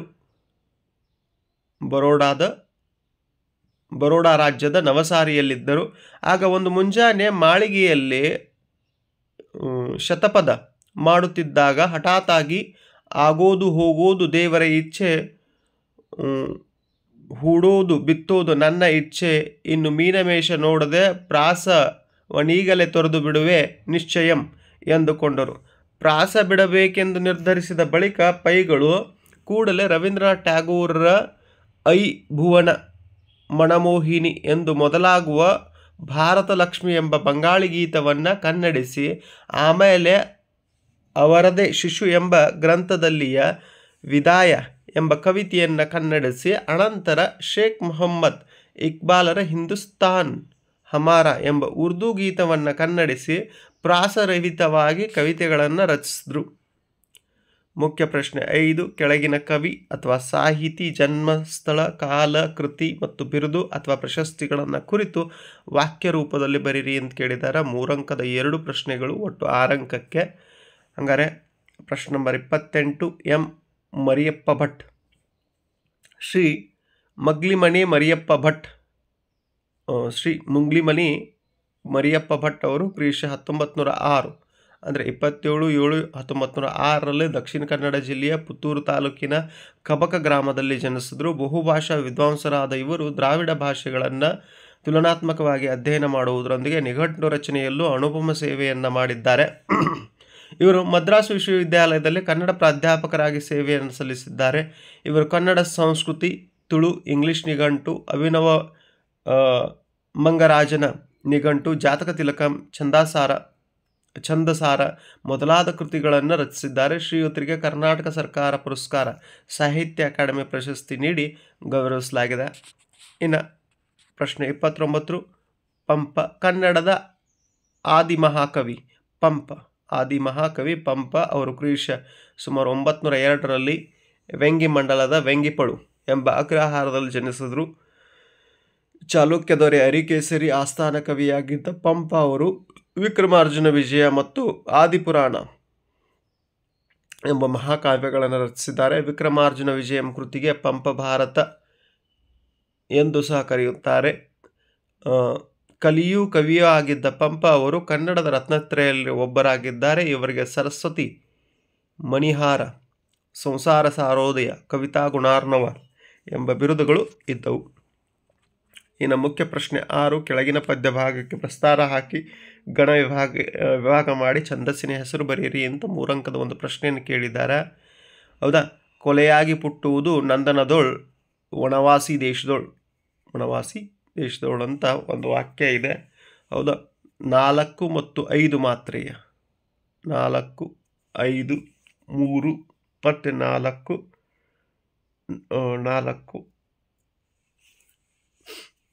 ಏನಪ್ಪ ಅಂದರೆ ಭರ, ನಭ, ಭರ, ಲಘು ಈ ರೀತಿ ಏನಪ್ಪ ಅಂದರೆ ಮಾತ್ರೆಗಳನ್ನು ವಿಂಗಡಿಸಲಾಗಿದೆ. ಒಟ್ಟು ಎಷ್ಟಪ್ಪ ಅಂದರೆ 7 ಗಣಗಳಿದ್ದಾವೆ. ಭರ, ನಭ, ಭರ, ಲಘು. ಹೌದಾ? ಹಂಗಾರೆ ಈ ಒಂದು ಸೂತ್ರದಲ್ಲಿ ಈ ಮೇಲಿನ ಪದ್ಯ ಏನಪ್ಪ ಅಂದರೆ ಅಕ್ಷರಗಣದ ಉತ್ಪಲಮಾಲಾರತ್ತ ಅಂತ ಹೇಳ್ಬೋದು. ಹೌದಾ? ಇನ್ನು ಮುಖ್ಯ ಪ್ರಶ್ನೆ 7. ಕೆಳಗಿನ ವಾಕ್ಯದಲ್ಲಿರುವ ಅಲಂಕಾರವನ್ನು ಹೆಸರಿಸಿ ಲಕ್ಷಣ ಬರೆದು ಸಮನ್ವಯಗೊಳಿಸ್ರಿ ಅಂತ ಕೇಳಿದ್ದಾರೆ. 31ನೇ ಪ್ರಶ್ನೆ. ಮಾತು ಬಲ್ಲವನಿಗೆ ಜಗಳವಿಲ್ಲ, ಊಟ ಬಲ್ಲವನಿಗೆ ರೋಗವಿಲ್ಲ. ಅಲಂಕಾರ, ದೃಷ್ಟಾಲಂಕಾರ. ಇದು ಲಕ್ಷಣ. 2 ಬೇರೆ ಬೇರೆ ವಾಕ್ಯಗಳು, ಉಪಮೇಯ, ಉಪಮಾನ, ಅರ್ಥ ಸಾದೃಶ್ಯದಿಂದ ಒಂದಕ್ಕೊಂದು ಬಿಂಬ ಪ್ರತಿಬಿಂಬ ಭಾವದಂತೆ ತೋರುತ್ತಿದ್ದರೆ ಅದನ್ನು ದೃಷ್ಟಾಂತ ಅಲಂಕಾರ ಅಂತ ಕರಿತೀವಿ. ಉಪಮೇಯ ಬಿಂಬ, ಉಪಮಾನ ಪ್ರತಿಬಿಂಬ ಆಗಿರ್ತದೆ. ಹಂಗಾರೆ ಉಪಮೇಯ ಬಿಂಬ ಮಾತು ಬಲ್ಲವನಿಗೆ ಜಗಳವಿಲ್ಲ, ಉಪಮಾನ ಪ್ರತಿಬಿಂಬ ಏನಪ್ಪ ಅಂದರೆ ಊಟ ಬಲ್ಲವನಿಗೆ ರೋಗವಿಲ್ಲ. ಸಮನ್ವಯ, ಇಲ್ಲಿ ಮಾತು ಬಲ್ಲವನಿಗೆ ಜಗಳವಿಲ್ಲ ಹಾಗೂ ಊಟ ಬಲ್ಲವನಿಗೆ ರೋಗವಿಲ್ಲ ಎಂಬ 2 ವಾಕ್ಯ ಬಿಂಬ ಪ್ರತಿಬಿಂಬದಂತೆ ಇರೋದರಿಂದ 2 ಒಂದೇ ಎಂದು ಪ್ರತಿಪಾದಿತವಾಗಿದೆ. ಆದ್ದರಿಂದ ಈ ವಾಕ್ಯವು ದೃಷ್ಟಾಂತ ಅಲಂಕಾರಕ್ಕೆ ಉದಾಹರಣೆಯಾಗಿದೆ. ಇನ್ನು ಮುಖ್ಯ ಪ್ರಶ್ನೆ 8. ಕೆಳಗಿನ ಗಾದೆಗಳಲ್ಲಿ ಯಾವುದಾದ್ರೂ ಒಂದು ಗಾದೆಯ ಮಹತ್ವದೊಂದಿಗೆ ವಿವರಿಸಿ ಅಂತ 3 ಅಂಕದ ಒಂದು ಪ್ರಶ್ನೆಯನ್ನು ಕೇಳಿದ್ದಾರೆ. ತುಂಬಿದ ಕೊಡ ತುಳುಕುವುದಿಲ್ಲ. ಗಾದೆಗಳು ವೇದಗಳಿಗೆ ಸಮಾನ ಎನ್ನುತ್ತಾರೆ. ಗಾದೆ ವೇದಕ್ಕಿಂತ 1 ಪಟ್ಟು ಮಿಗಿಲಾಗಿರುವುದರಿಂದ ವೇದ ಸುಳ್ಳಾದರೂ ಗಾದೆ ಸುಳ್ಳಾಗದು ಎನ್ನುವ ನುಡಿ ಹುಟ್ಟಿತು. ಹಿರಿಯರ ಜನಪದರ ಅನುಭವದ ನುಡಿಮತ್ತುಗಳೇ ಈ ಗಾದೆಗಳು. ಬಿಂದುವಿನಂತಹ ಗಾದೆಯಲ್ಲಿ ಸಿಂಧುವಿನಂತಹ ವಿಶಾಲ ಅರ್ಥವು ಅಡಗಿರುತ್ತದೆ. ಅಂತಹ ಮಹತ್ವದ ಗಾದೆಗಳಲ್ಲಿ ತುಂಬಿದ ಕೊಡ ತುಳುಕುವುದಿಲ್ಲ ಎನ್ನುವ ಗಾದೆಯೂ ಸಹ ಒಂದಾಗಿದೆ. ಒಂದು ಕೊಡದ ತುಂಬ ನೀರನ್ನು ತುಂಬಿ ಹೊತ್ತೊಯ್ದರೆ ನೀರಿನ ಸ್ವಲ್ಪ ಭಾಗವು ಹೊರ ಚೆಲ್ಲುವುದಿಲ್ಲ, ಶಬ್ದವನ್ನೂ ಮಾಡುವುದಿಲ್ಲ. ಅದೇ ಕೊಡದಲ್ಲಿ ಅರ್ಧದಷ್ಟು ಮಾತ್ರ ನೀರನ್ನು ತುಂಬಿಸಿ ಹೊತ್ತೊಯ್ದರೆ ಗುಳಿಗಳು ಶಬ್ದವನ್ನು ಮಾಡುತ್ತಾ ನೀರು ಸಹ ಚೆಲ್ಲುತ್ತಾ ನಮ್ಮನ್ನು ಒದ್ದೆ ಮಾಡುತ್ತದೆ. ಇದು ಕೊಡದಲ್ಲಿ ನೀರು ತುಂಬ ಇಲ್ಲ ಎನ್ನುವುದನ್ನು ಸಹ ಸೂಚಿಸುತ್ತದೆ. ಹಾಗೆಯೇ ನಿಜವಾದ ವಿದ್ಯಾವಂತರಾದವರು, ನೀತಿವಂತ ಪ್ರಾಜ್ಞರು ಹೆಚ್ಚು ಮಾತನಾಡುವುದಿಲ್ಲ, ಆಟಾಟೋಪ ತೋರುವುದಿಲ್ಲ, ಆದರೆ ಪ್ರಯೋಜನಕಾರಿಗಳಾಗಿರುತ್ತಾರೆ. ಅಲ್ಪ ವಿದ್ಯಾ ಮಹಾಗರ್ವಿ ಎಂಬ ಗಾದೆಯೇ ಇದೆ. ಅಲ್ಪ ವಿದ್ಯಾವಂತರು ಹೆಚ್ಚು ಹಾಗೂ ಅನಾವಶ್ಯಕ ಮಾತನಾಡಿ ತಮ್ಮ ಟೊಳ್ಳುತನವನ್ನು ಪ್ರದರ್ಶಿಸುತ್ತಾರೆ. ಗೊನೆ ತುಂಬಿದ ಬಾಳೆಯ ಗಿಡದಂತೆ ಬಾಗಿ ವಿನಯದಿಂದ ಇದ್ದು ಅಗತ್ಯ ಸಮಯದಲ್ಲಿ ತಮ್ಮ ವಿದ್ಯೆಯನ್ನು ಮಾತನ್ನು ಪ್ರದರ್ಶಿಸಬೇಕು ಎನ್ನುವುದೇ ಪ್ರಸ್ತುತ ಗಾದೆಯ ಒಳಾರ್ಥವಾಗಿದೆ. ಇದಕ್ಕೆ ಅಥವಾ ಇನ್ನೊಂದು, ಇದು ಮೇಲಿನದಾದರೂ ಗಾದೆಯನ್ನು ವಿವರಿಸ್ಬೋದು ಅಥವಾ ಕೆಳಗಿನದಾದರೂ ಗಾದೆಯನ್ನು ವಿವರಿಸ್ಬೋದು, ಯಾವುದಾದ್ರೂ ಒಂದು. ಮಾತೆ ಮುತ್ತು ಮಾತೆ ಮೃತ್ಯು. ಗಾದೆಗಳು ವೇದಗಳಿಗೆ ಸಮಾನ ಎನ್ನುತ್ತಾರೆ. ಗಾದೆ ವೇದಕ್ಕಿಂತ ಒಂದು ಪಟ್ಟು ಮಿಗಿಲಾಗಿರುವುದರಿಂದ ವೇದ ಸುಳ್ಳಾದರೂ ಗಾದೆ ಸುಳ್ಳಾಗದು ಎನ್ನುವ ನುಡಿ ಹುಟ್ಟಿತು. ಹಿರಿಯರ ಜನಪದರ ಅನುಭವದ ನುಡಿಮುತ್ತುಗಳೇ ಈ ಗಾದೆಗಳು. ಬಿಂದುವಿನಂತಹ ಗಾದೆಯಲ್ಲಿ ಸಿಂಧುವಿನಂತಹ ವಿಶಾಲಾರ್ಥ ಒಡಗಿರುತ್ತದೆ. ಅಂತಹ ಮಹತ್ವದ ಗಾದೆಗಳಲ್ಲಿ ಮಾತೆ ಮುತ್ತು ಮಾತೆ ಮೃತ್ಯು ಎನ್ನುವ ಗಾದೆಯು ಸಹ ಒಂದಾಗಿದೆ. ಮುತ್ತು ಆಕರ್ಷಕವಾದ, ತುಂಬ ಬೆಲೆಯುಳ್ಳ ಹಾಗೂ ಮನಸ್ಸಿಗೆ ಮುದವನ್ನುಂಟು ಮಾಡುವ ವಸ್ತುವಾಗಿದೆ. ಅಂತೆಯೇ ನಮ್ಮ ಮಾತು ಕೂಡ ಆಕರ್ಷಕವಾಗಿರಬೇಕು, ಮೌಲ್ಯಯುತವಾಗಿರಬೇಕು, ಕೇಳುಗರಿಗೆ ಆನಂದವನ್ನುಂಟು ಮಾಡಬೇಕು. ಕೆಲವೊಮ್ಮೆ ನಾವಾಡುವ ಮಾತು ಜಗಳಕ್ಕೆ ಕಾರಣವಾಗಿ, ಹೊಡೆದಾಟವಾಗಿ ಸಾವಿನ ಹಂತಕ್ಕೂ ಹೋಗಲು ಸಾಧ್ಯವಿದೆ. ಮಾತಿನಿಂ ನಗೆ ನುಡಿಯು, ಮಾತಿನಿಂ ಹಗೆ ಕೊಲೆಯು, ಮಾತಿನಂ ಸರ್ವ ಸಂಪದವು, ಲೋಕಕ್ಕೆ ಮಾತೇ ಮಾಣಿಕ್ಯವು ಸರ್ವಜ್ಞ ಎಂಬ ವಚನವು ಕೂಡ ಪ್ರಸ್ತುತ ಗಾದೆಯನ್ನು ವಿಸ್ತರಿಸಿ ಹೇಳಿದಂತಿದೆ. ನುಡಿದರೆ ಮುತ್ತಿನ ಹಾರದಂತಿರಬೇಕು ಎಂದು ಬಸವಣ್ಣವರು ಹೇಳುತ್ತಾರೆ. ಇಂಪಾದ ಅಕ್ಷರಗಳಿಂದ ರಚಿತವಾದ ವಾಕ್ಯಗಳಿರುವಾಗ, ಮಾತಿನ ಮಾಧುರ್ಯ ಅವುಗಳನ್ನು ಆಡುವವರ ವಶದಲ್ಲಿರುವಾಗ ಸತ್ವಶಾಲಿಗಳಾದ ಜನರು ಒರಟಾಗಿ ಏಕೆ ಮಾತನಾಡಬೇಕು ಅಲ್ಲವೇ? ಆದ್ದರಿಂದ ಮಾತು ಮುತ್ತು ಹೌದು, ಮೃತ್ಯುವೂ ಹೌದು. ಮಾತು ಬೆಳ್ಳಿ, ಮೌನ ಬಂಗಾರ. ಮಾತು ಆಡಿದರೆ ಹೋಯಿತು, ಮುತ್ತು ಒಡೆದರೆ ಹೋಯಿತು ಎಂಬ ಗಾದೆಗಳು ಕೂಡ ಮೇಲಿನ ಗಾದೆಯ ಅರ್ಥವನ್ನು ಸಮರ್ಥಿಸುತ್ತವೆ. ನೋಡ್ರಿ, ಗಾದೆ ಮಾತುಗಳನ್ನು ಒಂದಷ್ಟು ಗಾದೆ ಮಾತುಗಳನ್ನು ಒಂದೇ ಕ್ಲಿಪ್ಪಲ್ಲಿ, I think one hour or 1.5 hour ಇರುವಂತಹ ಒಂದು ಕ್ಲಿಪ್ಪನ್ನು ನನ್ನ ಕನ್ನಡ ಪ್ಲೇಲಿಸ್ಟಲ್ಲಿ ಏನಪ್ಪ ಅಂದರೆ ಇಟ್ಟಿದ್ದೀನಿ. ಅದರ ಜೊತೆಗೆ 365 ಗಾದೆಗಳ ಅರ್ಥ ವಿವರಣೆ, ಗಾದೆಗಳ ಗುಡಾಣ ಅಂತ 4 ವಿಡಿಯೋಗಳ ಒಂದು ಪ್ಲೇಲಿಸ್ಟ್ ಇದೆ, ಬೇಕಾದರೆ ಹೋಗಿ ನೋಡ್ಕೊಳ್ಬೋದು. ಈ ಗಾದೆ ಮಾತುಗಳ ವಿವರಣೆ, ಪತ್ರಲೇಖನ, ಹೌದಾ, ಪ್ರಬಂಧ, ಇವುಗಳಿಗೆ ಸೆಪ್ರೇಟ್ ಒಂದಷ್ಟು ಪ್ರಬಂಧಗಳನ್ನು, ಒಂದಷ್ಟು ಪತ್ರಲೇಖಗಳನ್ನು, ಒಂದಷ್ಟು ಗಾದೆಗಳನ್ನು ಸೇರಿಸಿ ನನ್ನ ಕನ್ನಡ ಪ್ಲೇಲಿಸ್ಟಲ್ಲಿ ಇಟ್ಟಿದ್ದೀನಿ. ಎಕ್ಸಾಮ್ ಪಾಯಿಂಟ್ ಆಫ್ ವ್ಯೂ, ಒಂದೇ ಕಡೆ ನಾವು ಗಾದೆ ಮಾತುಗಳನ್ನು ಅಭ್ಯಾಸ ಮಾಡ್ತೀವಿ, ಒಂದೇ ಕಡೆ ಪ್ರಬಂಧಗಳನ್ನು ಅಭ್ಯಾಸ ಮಾಡ್ತೀವಿ, ಒಂದೇ ಕಡೆ ಪತ್ರಲೇಖನಗಳನ್ನು ಅಭ್ಯಾಸ ಮಾಡ್ತೀನಿ ಅಂದರೆ ನೀವು ಪ್ಲೇಲಿಸ್ಟಲ್ಲಿ ಹೋಗಿ ನೋಡ್ಕೋಬೋದು. ಅಥವಾ ನನಗೆ ವಾಟ್ಸಪ್ ಮಾಡೋಣ, ಸರ್ ನನಗೆ ಇದನ್ನು ಕಳಿಸ್ಕೊಡಿ ಅಂತ ಕೇಳ್ಕೋಬೋದು. 9481035821 ನನ್ನ ನಂಬರು. ಹೌದಾ, ನಾನೇನು ಮಾಡ್ತೀನಿ ಅಂದರೆ ವೇಳೆ ಸಿಕ್ಕಾಗ ನೀವು ಕಳಿಸ್ಕೊಡಿ. ಭಾಳ ಜನ ಮೆಸೇಜ್ ಹಾಕ್ತಿರ್ತೀರಾ, ಆದರೆ ನನಗೆ ಫ್ರೀ ಇದ್ದ ಟೈಮಲ್ಲಿ ಮಾತ್ರ ನಾನು ನಿಮಗೆ ಸೆಂಡ್ ಮಾಡೋಕ್ಕಾಗತ್ತೆ. ಹೌದಾ, ನೀವು ಬೇಕಾದರೆ ವಾಟ್ಸಪ್ ಮೂಲಕನೂ ಪಡ್ಕೊಳ್ಬೋದು. ಇನ್ನು ಕ್ವಶನ್ ಮೇನ್ ನಂಬರ್ 9, ಕೆಳಗಿನ ವಾಕ್ಯ ಅಥವಾ ಹೇಳಿಕೆಗಳಿಗೆ ಸಂದರ್ಭ ಮತ್ತು ಸ್ವಾರಸ್ಯಗಳನ್ನು ಬರೆಯಿರಿ. ಪ್ರಶ್ನೆ 33, ಕೈಗಾರೀಕರಣ ಇಲ್ಲವೇ ಅವನತಿ. ಆಯ್ಕೆ. ಈ ವಾಕ್ಯವನ್ನು ಶ್ರೀ DS ಜಯಪ್ಪಗೌಡ ಅವರು ರಚಿಸಿರುವ ದಿವಾನ್ ಸರ್ ಎಂ ವಿಶ್ವೇಶ್ವರಯ್ಯನವರ ಕಾರ್ಯಸಾಧನೆಗಳು ಎಂಬ ಸಂಶೋಧನಾ ಗ್ರಂಥದಿಂದ ಆಯ್ದ ಭಾಗ್ಯಶಿಲ್ಪಿ ಸರ್ ಎಂ ವಿಶ್ವೇಶ್ವರಯ್ಯ ಎಂಬ ಗದ್ಯಪಾಠದಿಂದ ಆರಿಸಲಾಗಿದೆ. ಸಂದರ್ಭ: ವಿಶ್ವೇಶ್ವರಯ್ಯ ಅವರು ಕೈಗಾರಿಕೆಗೆ ಅಗ್ರ ಪ್ರಾಶಸ್ತ್ಯವನ್ನು ನೀಡಿ ಮೈಸೂರು ಸಂಸ್ಥಾನದಲ್ಲಿ 100 ಕೈಗಾರಿಕೆಗಳನ್ನು ಸ್ಥಾಪಿಸಿದರು ಎಂದು ಹೇಳುವ ಸಂದರ್ಭದಲ್ಲಿ ಈ ಮಾತು ಬಂದಿದೆ. ಈ ಮಾತನ್ನು ವಿಶ್ವೇಶ್ವರಯ್ಯ ಅವರು ಹೇಳಿದ್ದಾರೆ. ಸ್ವಾರಸ್ಯ: ಒಂದು ದೇಶದ ಅಭಿವೃದ್ಧಿಯು ಆ ದೇಶದ ಕೈಗಾರೀಕರಣದಲ್ಲಿ ಅಡಗಿದೆ. ಇದರಿಂದ ಸಾವಿರಾರು ಜನರಿಗೆ ಉದ್ಯೋಗಾವಕಾಶಗಳು ದೊರೆಯುತ್ತವೆ. ದೇಶವು ಪ್ರಗತಿ ಪಥದಲ್ಲಿ ನಡೆಯುತ್ತದೆ ಎನ್ನುವುದು ಈ ಮಾತಿನ ಸ್ವಾರಸ್ಯವಾಗಿದೆ. ಹೌದಾ. ಇನ್ನು ಪ್ರಶ್ನೆ 34, ತಾಯಿ ದಾರಿಗರಿಗೆ ಬಿಡಲಿಲ್ಲ ಹೊರೆಯುವುದೇ. ತಾಯಿ ದಾರಿಗರಿಗೆ ಬೀಡಿಲ್ಲ ದೊರೆಯುವುದೇ. ಆಯ್ಕೆ. ಈ ವಾಕ್ಯವನ್ನು ಶ್ರೀರಂಗ ಮತ್ತು ಕಸ್ತೂರಿ ಅವರು ಸಂಪಾದಿಸಿರುವ ಏಕಾಂಕ ನಾಟಕಗಳು ಕೃತಿಯಿಂದ ಆಯ್ದ ಪೂತಿ ನರಸಿಂಹಾಚಾರ್ ಅವರು ರಚಿಸಿರುವ ಶಬರಿ ಗೀತ ನಾಟಕದಿಂದ ಆರಿಸಲಾಗಿದೆ. ಸಂದರ್ಭ: ಶ್ರೀರಾಮ ಲಕ್ಷ್ಮಣರು ಮಾತಂಗಾಶ್ರಮವನ್ನು ಪ್ರವೇಶಿಸಿ ಎಂದು ಕಾಣುವೆನು, ಶ್ರೀರಾಮನನ್ನು ಸನ್ಮಂಗಳ ಮೂರುತಿಯನ್ನು ಎಂದು ಹಾಡುತ್ತಾ ತನಗಾಗಿ ಹಂಬಲಿಸುತ್ತಿರುವ ಶಬರಿಯನ್ನು ಕಂಡ ಸಂದರ್ಭದಲ್ಲಿ ಶ್ರೀರಾಮನು ಸವಿನಯದಿಂದ ಶಬರಿಗೆ ಈ ಪ್ರಶ್ನೆಯನ್ನು ಕೇಳುತ್ತಾನೆ. ಸ್ವಾರಸ್ಯ: ತನಗಾಗಿ ಹಂಬಲಿಸುತ್ತಿರುವ ಶಬರಿಯನ್ನು ಕುರಿತು ರಾಮನು ಏನೂ ಅರಿಯದವನಂತೆ ದಾರಿಗರಾದ ನಮಗೆ ಇಲ್ಲಿ ಉಳಿದುಕೊಳ್ಳಲು ಸ್ಥಳಾವಕಾಶ ದೊರೆಯುವುದೇ ಎಂದು ಸವಿನಯದಿಂದ ಪ್ರಶ್ನಿಸುವುದು ರಾಮನ ವಿನಯವಂತಿಕೆಗೆ ಸಾಕ್ಷಿಯಾಗಿದೆ. ಇನ್ನು ಪ್ರಶ್ನೆ 35. ಮನೆ ಹಿಡಿದು ಇರುವ ತರುಣನ ಬುದ್ಧಿ ಮನೆಯ ಮಟ್ಟದ್ದೇ. ಆಯ್ಕೆ: ಈ ವಾಕ್ಯವನ್ನು ವಿಕ್ರಯ್ ಗೋಕಾಕ್ ಅವರು ರಚಿಸಿರುವ ಸಮುದ್ರದಾಚೆಯಿಂದ ಎಂಬ ಪ್ರವಾಸ ಕಥನದಿಂದ ಆಯ್ದ ಲಂಡನ್ ನಗರ ಎಂಬ ಗದ್ಯಪಾಠದಿಂದ ಆರಿಸಿಕೊಳ್ಳಲಾಗಿದೆ. ಸಂದರ್ಭ: ಲೇಖಕರು ತಮ್ಮ ಲಂಡನ್ ಪ್ರವಾಸದ ವರ್ಣನೆಯನ್ನು ಮುಕ್ತಾಯ ಮಾಡುವ ಸಂದರ್ಭದಲ್ಲಿ ಶೇಕ್ಸ್ಪಿಯರ್ ಅವರ ಈ ಮಾತು ಅವರ ಮನದಲ್ಲಿ ಮೂಡುತ್ತದೆ. ಸ್ವಾರಸ್ಯ: ಪ್ರವಾಸದಿಂದ ಮನಸ್ಸು ವಿಕಾಸ ಹೊಂದುತ್ತದೆ, ಪ್ರಪಂಚವನ್ನು ನೋಡುವ ದೃಷ್ಟಿಯು ವಿಶಾಲವಾಗುತ್ತದೆ. ಪ್ರವಾಸ ಮಾಡದೆ ಮನೆಯಲ್ಲೇ ಕುಳಿತ ತರುಣನ ಜ್ಞಾನವು ವಿಕಾಸವಾಗುವುದಿಲ್ಲ, ಆತನು ಬಾವಿಯೊಳಗಿನ ಕಪ್ಪೆಯಂತೆ ಅಲ್ಪಜ್ಞಾನಿಯಾಗುತ್ತಾನೆ ಎನ್ನುವುದನ್ನು ಈ ಮಾತು ಸ್ವಾರಸ್ಯಪೂರ್ಣವಾಗಿ ಅವ್ಯಕ್ತಪಡಿಸುತ್ತದೆ. ಪ್ರಶ್ನೆ 36. ಮಂಗಳಲೋಕದ ಅಂಗಳಕ್ಕೇರಿ. ಆಯ್ಕೆ: ಈ ವಾಕ್ಯವನ್ನು ಅಂಬಿಕಾತನಯ ದತ್ತ ಎಂಬ ಕಾವ್ಯನಾಮದಿಂದ ಪ್ರಸಿದ್ಧರಾದ ಶ್ರೀ ದ ರಾ ಬೇಂದ್ರೆ ಅವರು ರಚಿಸಿರುವ ಗರಿ ಕವನ ಸಂಕಲನದಿಂದ ಆಯ್ದ ಹಕ್ಕಿ ಹಾರುತ್ತಿದೆ ನೋಡಿದಿರ ಎಂಬ ಪದ್ಯಭಾಗದಿಂದ ಆರಿಸಿಕೊಳ್ಳಲಾಗಿದೆ. ಸಂದರ್ಭ: ಕವಿ ದ ರಾ ಬೇಂದ್ರೆ ಅವರು ಕಾಲದ ಗತಿಯನ್ನು ಹಾರುವ ಹಕ್ಕಿಗೆ ಸಮೀಕರಿಸಿ ವರ್ಣಿಸುವ ಸಂದರ್ಭದಲ್ಲಿ ಕಾಲಪಕ್ಷಿಯು ಹಾರುತ್ತಾ ಆಡುತ್ತಾ ಹಾಡುತ್ತಾ ಮಂಗಳಲೋಕದ ಅಂಗಳವನ್ನು ಸಹ ಏರಲಿದೆ ಎಂಬ ಈ ಮಾತನ್ನು ಹೇಳುತ್ತಾರೆ. ಸ್ವಾರಸ್ಯ: ಮಾನವನು ಭೂಮಿಯಿಂದ ಇತರ ಗ್ರಹ ಉಪಗ್ರಹಗಳಿಗೆ ಸಂಚರಿಸಬಹುದಾದ ದಾರ್ಶನಿಕ ಹಾಗೂ ವೈಜ್ಞಾನಿಕ ಪ್ರಗತಿಯ ಮುನ್ನೋಟ ಈ ನುಡಿಯಲ್ಲಿ ಸ್ವಾರಸ್ಯಪೂರ್ಣವಾಗಿ ವ್ಯಕ್ತವಾಗಿದೆ. ಪ್ರಶ್ನೆ 37.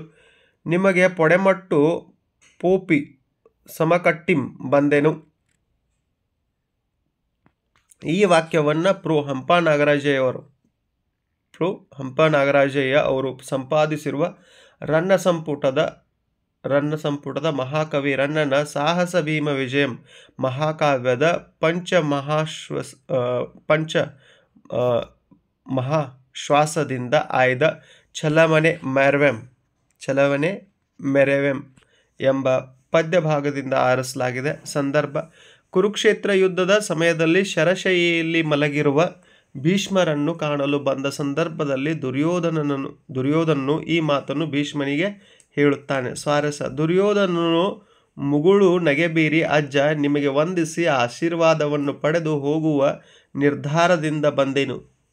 ಏನು ಶತ್ರುಗಳನ್ನೇ ಸಂಧಿಯ ಒಪ್ಪಂದವನ್ನು ಮಾಡಿಕೊಳ್ಳೆಂದು ಬಂದಿರುವೆನೇ, ಯುದ್ಧದಲ್ಲಿ ನಾನು ಮಾಡಬೇಕಾದ ಕಾರ್ಯ ಯಾವುದು ಹೇಳಿ ಎಂದು ಹೇಳುವಾಗ ಅವನಲ್ಲಿ ಅಡಗಿರುವ ವೀರತನವನ್ನು ಬಹು ಸ್ವಾರಸ್ಯಪೂರ್ಣವಾಗಿ ಅವ್ಯಕ್ತಪಡಿಸುತ್ತದೆ. ಪ್ರಶ್ನೆ 38. ಊರ್ವಿಯೊಳ್ ಕೌಸಲ್ಯ ಪಡೆದ ಕುವರಂ ರಾಮ.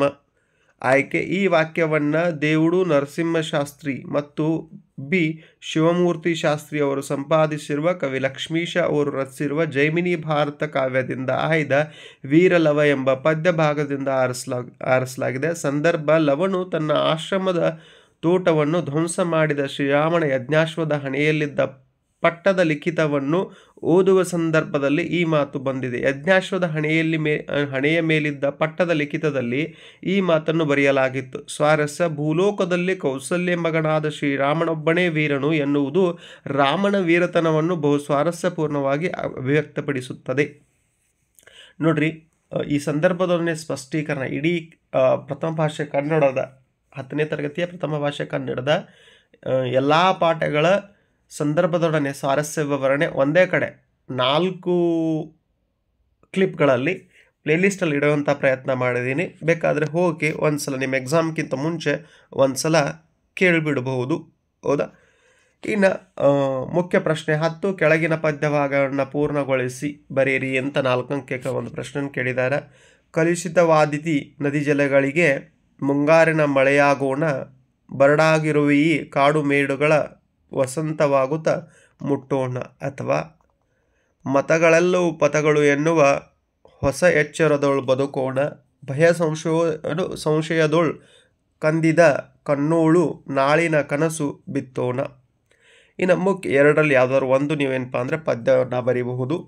ಇನ್ನು ಮುಖ್ಯ ಪ್ರಶ್ನೆ 11. ಕೆಳಗಿನ ಪದ್ಯ ಭಾಗವನ್ನು ಓದಿ ಅರ್ಥ ಮಾಡಿಕೊಂಡು ಅಡಕವಾಗಿರೋ ಮೌಲ್ಯವನ್ನು ಆಧರಿಸಿ ಸಾರಾಂಶ ಬರೀರಿ ಅಂತ 4 ಅಂಕಕ್ಕೆ ಒಂದು ಪ್ರಶ್ನೆಯನ್ನು ಕೇಳಿದ್ದಾರೆ. ನಿಮಗೆ ಹಸ್ತಿನಾಪುರ ರಾಜ್ಯದ ಘನತೆಯನ್ನು ಮಾಡುವೆನು. ಪಾಂಡವ ಜನಪ ಕೌರವ ಜನಪರೋಲೈಸುವವರು ಗದ್ದುಗೆಯ ನಿನಗೆ ಕಿಂಕವೆರಡು ಸಂತತಿ ಎನಿಸಲೊಲ್ಲದೆ ನೀನು ದುರ್ಯೋಧನನ ಬಾಯ್ದೆಂಬುಲಕ್ಕೆ ಕೈಯಾಣುವರೆ ಹೇಳೆಂದ. ಹೌದಾ. ಈ ಚರಣವನ್ನು ಕುಮಾರವ್ಯಾಸ ಎಂದು ಪ್ರಸಿದ್ಧನಾದ ಗದುಗಿನ ನಾರಾಯಣಪ್ಪನು ರಚಿಸಿರುವ ಕರ್ನಾಟ ಭಾರತ ಕಥಾಮಂಜರಿ ಎಂಬ ಮಹಾಕಾವ್ಯದಿಂದ ಆಯ್ದ ಕೌರವೇಂದ್ರನ ಕೊಂದೆ ನೀನು ಎಂಬ ಪದ್ಯ ಭಾಗದಿಂದ ಆರಿಸಲಾಗಿದೆ. ಕೃಷ್ಣನು ಕರ್ಣನನ್ನು ಕುರಿತು ನಿನಗೆ ಹಸ್ತಿನಾಪುರ ರಾಜ್ಯದ ಹಿರಿಮೆಯನ್ನು ಮಾಡುವೆನು. ಪಾಂಡವ ಕೌರವ ರಾಜರು ಗದ್ದುಗೆಯ ಓಲೈಸುವರು. ನಿನಗೆ ಎರಡೂ ಸಂತತಿ ಮರುಮಾತನಾಡದೆ ಸೇವೆಯನ್ನು ಮಾಡುವು. ನೀನು ದುರ್ಯೋಧನನ ಬಾಯಂಜಲಿಗೆ ಕೈಯೊಡ್ಡುವವನೇ ಹೇಳು ಎಂದನು. ಅಸಾಮಾನ್ಯನು, ಶೌರ್ಯಕ್ಕೆ, ದಾನಕ್ಕೆ, ಉದಾತ್ತತೆಗೆ, ಕರುಣೆಗೆ ಹೆಸರಾಗಿದ್ದ ಕರ್ಣನಿಗೆ ವಿಧಿಯು ಎಂತಹ ಸಂಕಟವನ್ನು ಉಂಟು ಮಾಡಿತು ಹಾಗೂ ಅವನ ಸ್ವಾಮಿ ನಿಷ್ಠೆಯ ಮುಂದೆ ಶ್ರೀಕೃಷ್ಣನ ಪ್ರಲೋಭನೆ ಹೇಗೆ ವ್ಯರ್ಥಗೊಂಡಿತು ಎಂಬುದು ಈ ಪದ್ಯದ ಆಶಯವಾಗಿದೆ. ನಿರ್ದಿಷ್ಟ ಗುರಿ ಸಾಧನೆಗೆ ವಿವಿಧ ತಡೆಗಳು ಅಡ್ಡಿಯಾದರೂ ಅದನ್ನು ದಾಟಿ ಸಾಗಬೇಕು ಎಂಬ ಮೌಲ್ಯಯುತ ಸಂದೇಶವು ಈ ಪದ್ಯ ಭಾಗದಲ್ಲಿ ವ್ಯಕ್ತವಾಗಿದೆ. ಪ್ರಶ್ನೆ 12. ಕೆಳಗಿನ ಪ್ರಶ್ನೆಗಳಿಗೆ 8 ವಾಕ್ಯಗಳಲ್ಲಿ ಉತ್ತರ ಬರೆಯಿರಿ ಅಂತ 4 ಅಂಕದ 2 ಪ್ರಶ್ನೆಗಳನ್ನು ಕೇಳಿದ್ದಾರೆ. 41ನೇ ಪ್ರಶ್ನೆ. ದಾರಿ ತಪ್ಪಿದ ಅಗ್ನಿಭೂತಿ ವಾಯುಭೂತಿಯರನ್ನು ಸೂರ್ಯಮಿತ್ರನು ಹೇಗೆ ಸರಿದಾರಿಗೆ ತಂದನು? ಸೂರ್ಯಮಿತ್ರನು ಅಗ್ನಿಭೂತಿ ಮತ್ತು ವಾಯುಭೂತಿಯರು ತಂದಿದ್ದ ಪತ್ರವನ್ನು ಓದಿದ ನಂತರ ಇವರಿಗೆ ಸಲಿಗೆಯನ್ನು ಕೊಟ್ಟರೆ ಮೊದಲಿನಂತೆ ಸೊಕ್ಕಿನಿಂದ ಹಾಳಾಗುವರು ಎಂಬ ಕಾರಣದಿಂದ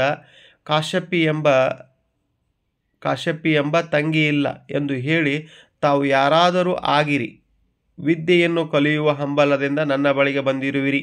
ನೀವು ಹರಕು ಬಟ್ಟೆಯನ್ನು ತೊಟ್ಟು ಭಿಕ್ಷೆಯನ್ನು ಬೇಡಿ ಹಗಲು ರಾತ್ರಿ ಆಲಸ್ಯವನ್ನು ಮಾಡದೆ ನಿಯಮಾನುಸಾರ ಓದುವಿರಾದರೆ ನಿಮ್ಮನ್ನು ಓದಿಸುತ್ತೇನೆ ಎಂದು ಹೇಳಿದನು.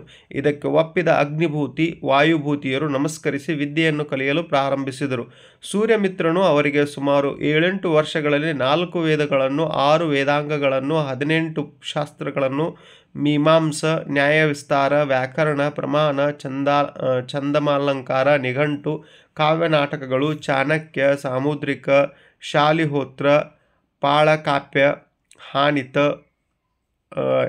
ಅಶ್ವನಿ ಮತ, ಬಾಹಲ, ಸುಶ್ರುತ, ಕ್ಷಾರಪಾನೀಯ ಮೊದಲಾದ ಎಲ್ಲ ಶಾಸ್ತ್ರಗಳನ್ನು ಚೆನ್ನಾಗಿ ಕಲಿಸಿ ಯೋಗ್ಯರನ್ನಾಗಿ ಮಾಡಿದನು.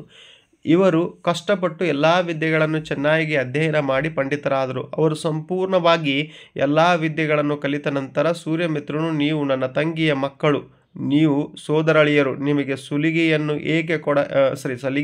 ಏಕೆ ಕೊಡಲಿಲ್ಲವೆಂದರೆ ಮೊದಲಿನಂತೆ ನೀವು ತಂದೆಯ ಪ್ರೀತಿಯ ಸೊಕ್ಕಿನಿಂದ ಕೆಟ್ಟಂತೆ ಇಲ್ಲಿಯೂ ಸೊಕ್ಕಿನಿಂದ ಕೆಡುವಿರಿ ಎಂದು ತಿಳಿದು ನಾನು ನಿಮ್ಮನ್ನು ಯೋಗ್ಯರನ್ನಾಗಿ ಮಾಡುವ ಕಾರಣದಿಂದ ನಿಮಗೆ ಸಲಿಗೆಯನ್ನು ಕೊಡಲಿಲ್ಲ. ಇದಕ್ಕೆ ಕೋಪಗೊಳ್ಳದಿರಿ, ನನ್ನನ್ನು ಕ್ಷಮಿಸಿ ಎಂದು ಹೇಳಿದನು. ಅನಂತರ ಪಂಡಿತರಾದ ಅವರಿಗೆ ಉಡಲು ಬಟ್ಟೆಯನ್ನು, ತೊಡಲು ಆಭರಣಗಳನ್ನು, ದಾರಿಯಲ್ಲಿ ಊಟ ಮಾಡಲು ಬುತ್ತಿಯನ್ನು ಕೊಟ್ಟು ಅವರನ್ನು ಪ್ರೀತಿಯಿಂದ ಕಳುಹಿಸಿಕೊಟ್ಟನು. ಹೀಗೆ ದಾರಿ ತಪ್ಪಿದ ಅಗ್ನಿಭೂತಿ ಮತ್ತು ವಾಯುಭೂತಿಯರನ್ನು ಸೂರ್ಯಮಿತ್ರನು ಸರಿದಾರಿಗೆ ತಂದನು. ಈ ಪ್ರಶ್ನೆಗೆ ಅಥವಾ ಪ್ರಶ್ನೆಯನ್ನು ಕೇಳಿದರೆ ಮೇಲಿಂದಾದರೂ ಉತ್ತರಿಸ್ಬೋದು ಅಥವಾ ಕೆಳಗಿಂದಾದರೂ ಉತ್ತರಿಸ್ಬೋದು. ಸೂರ್ಯಮಿತ್ರನು ತನ್ನ ಮಾಧವನೆಂದು ತಿಳಿದಾಗ ಅಗ್ನಿಭೂತಿ ವಾಯುಭೂತಿಯರಲ್ಲಿ ಮೂಡಿದ ಭಾವನೆಗಳನ್ನು ನಿಮ್ಮ ಮಾತಿನಲ್ಲಿ ಬರೆಯಿರಿ. ಸೂರ್ಯಮಿತ್ರನು ಅಗ್ನಿಭೂತಿ ಮತ್ತು ವಾಯುಭೂತಿಯರು ತಂದಿದ್ದ ಪತ್ರವನ್ನು ಓದಿದ ನಂತರ ಇವರಿಗೆ ಸಲಿಗೆಯನ್ನು ಕೊಟ್ಟರೆ ಮೊದಲಿನಂತೆ ಸೊಕ್ಕಿನಿಂದ ಹಾಳಾಗುವರು ಎಂಬ ಕಾರಣದಿಂದ ಕಾಶ್ಯಪಿ ಎಂಬ ತಂಗಿ ಇಲ್ಲ ಎಂದು ಹೇಳಿ ತಾವು ಯಾರಾದರೂ ಆಗಿರಿ, ವಿದ್ಯೆಯನ್ನು ಕಲಿಯುವ ಹಂಬಲದಿಂದ ನನ್ನ ಬಳಿಗೆ ಬಂದಿರುವಿರಿ. ನೀವು ಹರಕು ಬಟ್ಟೆಯನ್ನು ತೊಟ್ಟು ಭಿಕ್ಷೆಯನ್ನು ಬೇಡಿ ಹಗಲು ರಾತ್ರಿ ಆಲಸ್ಯವನ್ನು ಮಾಡದೆ ನಿಯಮಾನುಸಾರ ಓದುವಿರಾದರೆ ನಿಮ್ಮನ್ನು ಓದಿಸುತ್ತೇನೆ ಎಂದು ಹೇಳಿದನು. ಇದಕ್ಕೆ ಒಪ್ಪಿದ ಅಗ್ನಿಭೂತಿ ಮತ್ತು ವಾಯುಭೂತಿಯರು ನಮಸ್ಕರಿಸಿ ವಿದ್ಯೆಯನ್ನು ಕಲಿಯಲು ಪ್ರಾರಂಭಿಸಿದರು. ಸುಮಾರು 7-8 ವರ್ಷಗಳಲ್ಲಿ ಅವರು ಸೂರ್ಯಮಿತ್ರನಿಂದ ಎಲ್ಲ ಶಾಸ್ತ್ರಗಳನ್ನು ಸಂಪೂರ್ಣವಾಗಿ ಅಧ್ಯಯನ ಮಾಡಿ ಪಂಡಿತರಾದರು. ಅವರು ಸಂಪೂರ್ಣವಾಗಿ ಎಲ್ಲ ವಿದ್ಯೆಗಳನ್ನು ಕಲಿತ ನಂತರ ಸೂರ್ಯಮಿತ್ರನು, ನೀವು ನನ್ನ ತಂಗಿಯ ಮಕ್ಕಳು, ನೀವು ಸೋದರಳಿಯರು, ನಿಮಗೆ ಸಲಿಗೆಯನ್ನು ಏಕೆ ಕೊಡಲಿಲ್ಲವೆಂದರೆ ಮೊದಲಿನಂತೆ ನೀವು ತಂದೆಯ ಪ್ರೀತಿಯ ಸೊಕ್ಕಿನಿಂದ ಕೆಟ್ಟಂತೆ ಇಲ್ಲಿಯೂ ಸೊಕ್ಕಿನಿಂದ ಕೆಡುವಿರಿ ಎಂದು ತಿಳಿದು ನಾನು ನಿಮ್ಮನ್ನು ಯೋಗ್ಯರನ್ನಾಗಿ ಮಾಡುವ ಕಾರಣದಿಂದ ನಿಮಗೆ ಸಲಿಗೆಯನ್ನು ಕೊಡಲಿಲ್ಲ ಎಂದು ಹೇಳಿದನು. ಆಗ ಅಗ್ನಿಭೂತಿಯು, ಮಾವನು ನಮಗೆ ಸಲಿಗೆಯನ್ನು ಕೊಡದೆ ಇಬ್ಬರನ್ನು ಯೋಗ್ಯರನ್ನಾಗಿ ಮಾಡಿ ಉಪಕಾರ ಮಾಡಿದನು ಎಂದು ಮನದಲ್ಲಿ ಸಂತೋಷಪಟ್ಟರು. ಆದರೆ ವಾಯುಭೂತಿಯು ಮಾವನಾದ ಸೂರ್ಯಮಿತ್ರನು ಮಾಡಿದ್ದೆಲ್ಲವೂ ಅಪಕಾರ. ನಮ್ಮ ಮಾವನು ಭಿಕ್ಷೆಯನ್ನು ಬೇಡಿ ತಂದ ಅನ್ನಕ್ಕೆ ಸ್ವಲ್ಪ ಎಣ್ಣೆಯನ್ನಾಗಲಿ ಅಂಬಲಿಗೆ ಉಪ್ಪನ್ನಾಗಲಿ ಬಡಿಸಲಿಲ್ಲ, ನಮಗೆ ಸ್ನಾನ ಮಾಡಿಸಲಿಲ್ಲ, ಕೆರೆಗೆ ಹೋಗಿ ಸ್ನಾನ ಮಾಡುವಾಗ ತಲೆಗೆ ಹಾಕಿಕೊಳ್ಳಲು ಎಣ್ಣೆಯನ್ನು ಕೊಡಿ ಎಂದು ಹೇಳಲಿಲ್ಲ. ತಾನು ಮಾತ್ರ ದಿವ್ಯವಾದ ಆಹಾರವನ್ನು ಪ್ರತಿದಿನವೂ ನೆಂಟರು ಆಳುಗಳ ಜೊತೆ ಊಟ ಮಾಡುತ್ತಿದ್ದನು. ಹಬ್ಬದ ದಿನವಾದರೂ ನಮಗೆ ಊಟ ಕೊಡುವಂತೆ ಹೇಳಲಿಲ್ಲ.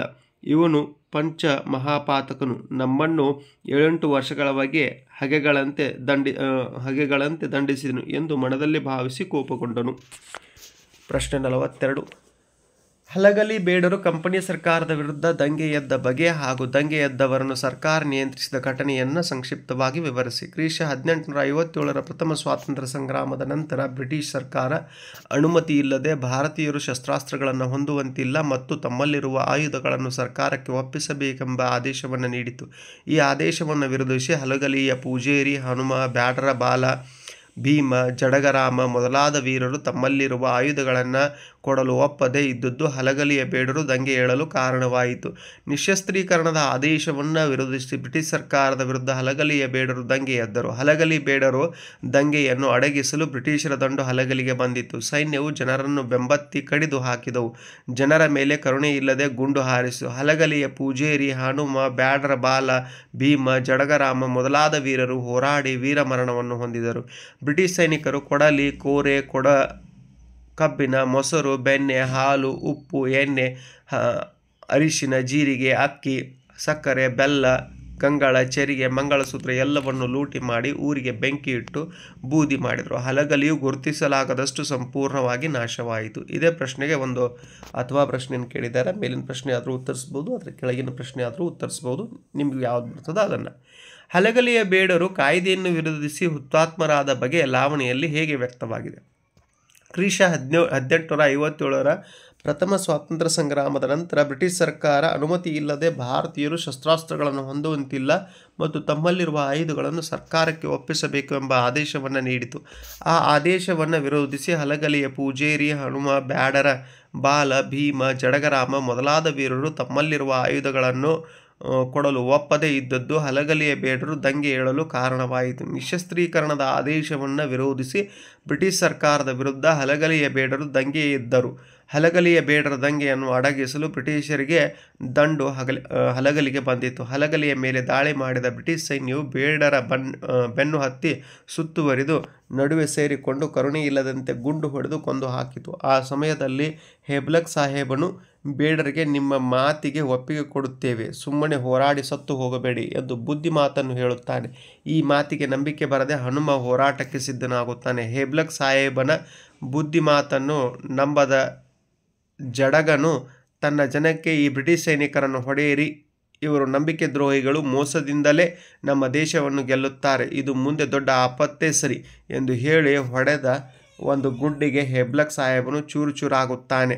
ಆಗ ಕೋಪಗೊಂಡ ಕಾರ್ ಸಾಹೇಬನು ಊರನ್ನು ಲೂಟಿ ಮಾಡುವಂತೆ ಸೈನ್ಯಕ್ಕೆ ಆಜ್ಞಾಪಿಸುತ್ತಾನೆ. ಸೈನಿಕರು ಕೋಪದಿಂದ ಸಿಡಿಲು ಸಿಡಿದಂತೆ ಯಥೇಚ್ಛವಾಗಿ ಗುಂಡಿನ ಮಳೆಗಳೆಯುತ್ತಾರೆ.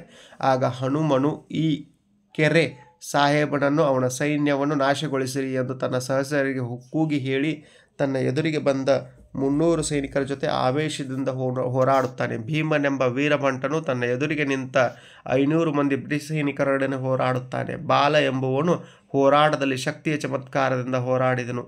ರಾಮನು ಆವೇಶದಿಂದ 10-20 ಕುದುರೆಗಳನ್ನು ಹಾಗೂ ಹೆಚ್ಚು ಜನ ಸೈನಿಕರನ್ನು ಕೊಂದು ಹಾಕುತ್ತಾನೆ. ರಕ್ತವು ಕಾಲುವೆಯಂತೆ ಹರಿಯಿತು. 1000 ವೈರಿ ಸೈನಿಕರ ಎದುರಿಗೆ ಒಬ್ಬ ಬಂಟನು ಕಡೀರಿ ಕಡೀರಿ ಎಂದು ಕೂಗುತ್ತಾನೆ. ಪೂಜೇರಿ, ಹನುಮ, ಬ್ಯಾಡರ ಬಾಲ, ಜಡಗ ಹಾಗೂ ರಾಮ ಎಂಬ ಈ 4 ವೀರರು ತಮ್ಮ ಜನರಿಗಾಗಿ ಈ ರೀತಿ ಹೋರಾಡಿ ವೀರಮರಣವನ್ನು ಅಪ್ಪಿದರು.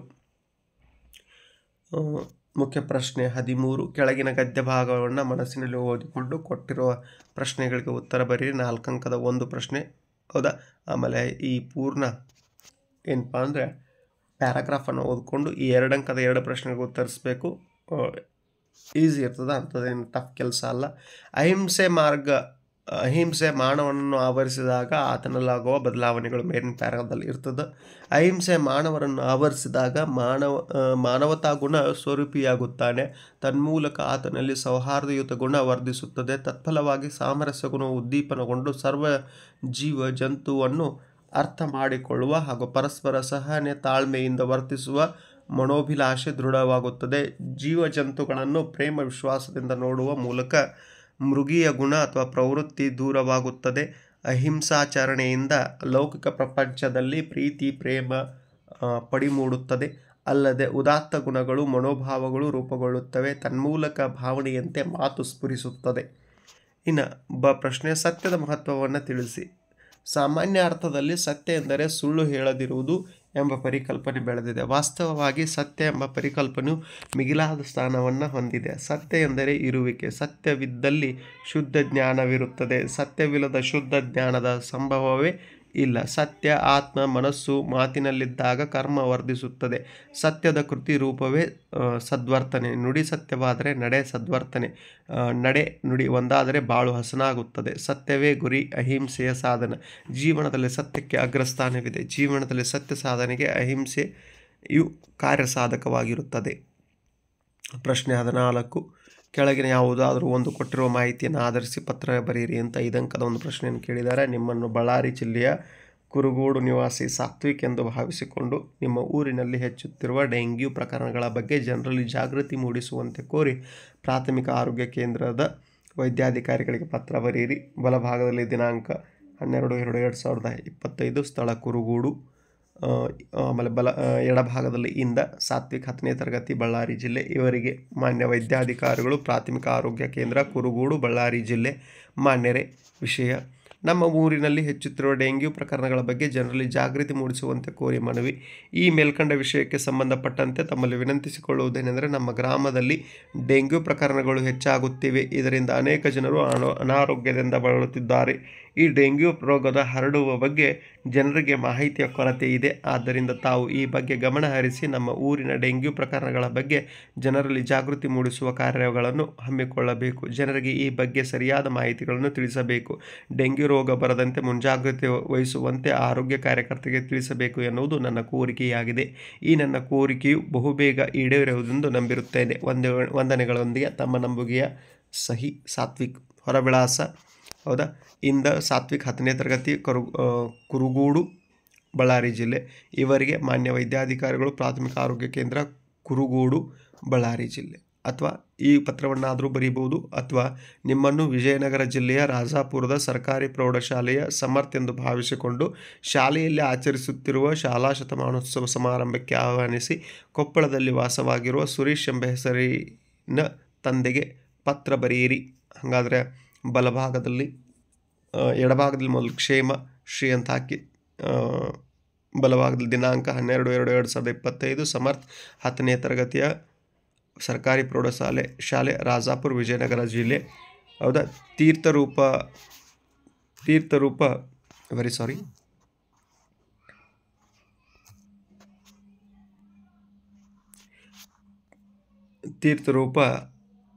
ಅವರಿಗೆ ನಿಮ್ಮ ಪ್ರೀತಿಯ ಮಗನು ಮಾಡುವ ಶಿಷ್ಟಾಂಗ ನಮಸ್ಕಾರಗಳು. ಇಲ್ಲಿ ನಾನು ಕ್ಷೇಮವಾಗಿದ್ದೇನೆ. ಅಲ್ಲಿ ತಾವು ಮತ್ತು ಮನೆಯವರೆಲ್ಲರೂ ಕ್ಷೇಮವಾಗಿದ್ದೇನೆ ಎಂದು ನಂಬಿರುತ್ತೇನೆ. ನಾನು ಚೆನ್ನಾಗಿ ವ್ಯಾಸಂಗ ಮಾಡುತ್ತಿದ್ದೇನೆ. ಈ ಬಾರಿಯ ಪರೀಕ್ಷೆಯಲ್ಲಿ ಅತ್ಯುನ್ನತ ದರ್ಜೆಯಲ್ಲಿ ತೇರ್ಗಡೆಯಾಗುತ್ತೇನೆ. ದಿನಾಂಕ 1/3/2025 ನಮ್ಮ ಶಾಲೆಯಲ್ಲಿ ಶಾಲಾ ಶತಮಾನೋತ್ಸವ ಸಮಾರಂಭವನ್ನು ಏರ್ಪಡಿಸಲಾಗಿದೆ. ನಮ್ಮ ಶಾಲೆಯು ಪ್ರಾರಂಭವಾಗಿ 100 ವರ್ಷಗಳು ಕಳೆದಿವೆ. ಇದರ ಸವಿ ನೆನಪಿಗಾಗಿ ಮಾನ್ಯ ಶಾಸಕರ ಅಧ್ಯಕ್ಷತೆಯಲ್ಲಿ ಶತಮಾನೋತ್ಸವ ಕಾರ್ಯಕ್ರಮವನ್ನು ಏರ್ಪಡಿಸಲಾಗಿದೆ. ಈ ಕಾರ್ಯಕ್ರಮದಲ್ಲಿ ನಮ್ಮ ನಾಡಿನ ಗಣ್ಯ ರಾಜಕಾರಣಿಗಳು, ಸಾಹಿತಿಗಳು ಹಾಗೂ ನಮ್ಮ ಶಾಲೆಯಲ್ಲಿ ಓದಿರುವ ಹಿರಿಯ ವಿದ್ಯಾರ್ಥಿಗಳು ಭಾಗವಹಿಸುತ್ತಾರೆ. ನಮ್ಮ ಶಾಲೆಯಲ್ಲಿ ಓದಿ ಸಾಧನೆಯನ್ನು ಮಾಡಿರುವ ಗಣ್ಯರನ್ನು ಸನ್ಮಾನಿಸಲಾಗುತ್ತದೆ. ಶಾಲೆಯ ಅಭಿವೃದ್ಧಿ ಪಥವನ್ನು ನೆನಪಿಸುವ ವಸ್ತು ಪ್ರದರ್ಶನವನ್ನು ಹಮ್ಮಿಕೊಳ್ಳಲಾಗಿದೆ. ಶಾಲಾ ವಿದ್ಯಾರ್ಥಿಗಳಿಂದ ವಿವಿಧ ಬಗೆಯ ಸಾಂಸ್ಕೃತಿಕ ಕಾರ್ಯಕ್ರಮಗಳನ್ನು ಸಹ ನಡೆಸಿಕೊಡಲಾಗುತ್ತದೆ. ನಾನೂ ಸಹ ಒಂದು ನಾಟಕದಲ್ಲಿ ಪಾತ್ರವನ್ನು ಮಾಡಿದ್ದೇನೆ. ಈ ಸುಂದರ ಕಾರ್ಯಕ್ರಮದಲ್ಲಿ ತಾವು ಭಾಗವಹಿಸಬೇಕೆಂದು ನನ್ನ ಬಯಕೆ. ಆದ್ದರಿಂದ ತಾವು ಈ ಕಾರ್ಯಕ್ರಮಕ್ಕೆ ಅಮ್ಮನೊಡನೆ ಬರಬೇಕೆಂದು ಕೇಳಿಕೊಳ್ಳುತ್ತೇನೆ. ನಿಮ್ಮ ಬರುವಿಕೆಗಾಗಿ ಕಾಯುತ್ತಿರುತ್ತೇನೆ. ಅಮ್ಮನಿಗೆ ನನ್ನ ನಮಸ್ಕಾರಗಳನ್ನು ತಿಳಿಸಿ. ಸಹೋದರ ಸಹೋದರಿಯರಿಗೆ ನನ್ನ ವಂದನೆಗಳನ್ನು ತಿಳಿಸಿ. ಈ ಪತ್ರದಲ್ಲಿ ತಪ್ಪುಗಳಿದ್ದರೆ ಕ್ಷಮೆ ಇರಲಿ. ಯಾವುದಕ್ಕೂ ಈ ಪತ್ರವನ್ನು ಕಂಡ ಕೂಡಲೇ ಮರುಪತ್ರ ಬರೆಯಿರಿ. ವಂದನೆಗಳೊಡನೆ ನಿಮ್ಮ ಪ್ರೀತಿಯ ಮಗ ಸಹಿ ಸಮರ್ಥ್. ಹೊರವಿಳಾಸ ಇಂದ ಸಮರ್ಥ್ 10ನೇ ತರಗತಿ ಸರ್ಕಾರಿ ಪ್ರೌಢಶಾಲೆ ರಾಜಾಪುರ ವಿಜಯನಗರ ಜಿಲ್ಲೆ. ಆಮೇಲೆ ಇವರಿಗೆ ಶ್ರೀ ಸುರೇಶ್ ಗವಿಮಠ ಬಡಾವಣೆ ಕೊಪ್ಪಳ. ಇನ್ನು ಮುಖ್ಯ ಪ್ರಶ್ನೆ 15 ಕೆಳಗಿನ ಯಾವುದಾದರೂ ಒಂದು ವಿಷಯಕ್ಕೆ 15 ವಾಕ್ಯಗಳಿಗೆ ಕಡಿಮೆ ಇಲ್ಲದಂತೆ ಪ್ರಬಂಧ ಬರೀರಿ ಅಂತ 5 ಅಂಕಕ್ಕೆ ಒಂದು ಪ್ರಬಂಧವನ್ನು ಕೇಳಿದ್ದಾರೆ. ಹೌದಾ, ಒಂದೇ ಕಡೆ ಪ್ರಬಂಧ ನಾನು ಹೇಳಿದ್ದೀನಿಲ್ಲ, ಪ್ಲೇಲಿಸ್ಟಲ್ಲಿ ಇಟ್ಟಿದ್ದೀನಿ, ನೀವು ಬೇಕಾದ್ರೆ ನೋಡ್ಕೊಳ್ಬಹುದು. 45ನೇ ಪ್ರಶ್ನೆ, ಭ್ರಷ್ಟಾಚಾರ ನಿರ್ಮೂಲನೆಯಲ್ಲಿ ಯುವ ಜನತೆಯ ಪಾತ್ರ. ಪೀಠಿಕೆ. ಭ್ರಷ್ಟಾಚಾರವು ರಾಷ್ಟ್ರದ ಪ್ರಗತಿಗೆ ಅಡ್ಡಿ ಬರುವ ಒಂದು ಗಂಭೀರ ಸಮಸ್ಯೆಯಾಗಿದೆ. ಯುವ ಜನರು ಈ ಸವಾಲನ್ನು ಎದುರಿಸಲು ನೈತಿಕ ಧೈರ್ಯ ಮತ್ತು ನವಚೈತನ್ಯವನ್ನು ಹೊಂದಿದ್ದಾರೆ. ತಂತ್ರಜ್ಞಾನದ ಸಾಕ್ಷರತೆಯಿಂದ ಯುವಕರು ಭ್ರಷ್ಟಾಚಾರ ವಿರುದ್ಧ ಸಾಮಾಜಿಕ ಮಾಧ್ಯಮಗಳ ಮೂಲಕ ಜಾಗೃತಿ ಮೂಡಿಸಬಹುದು.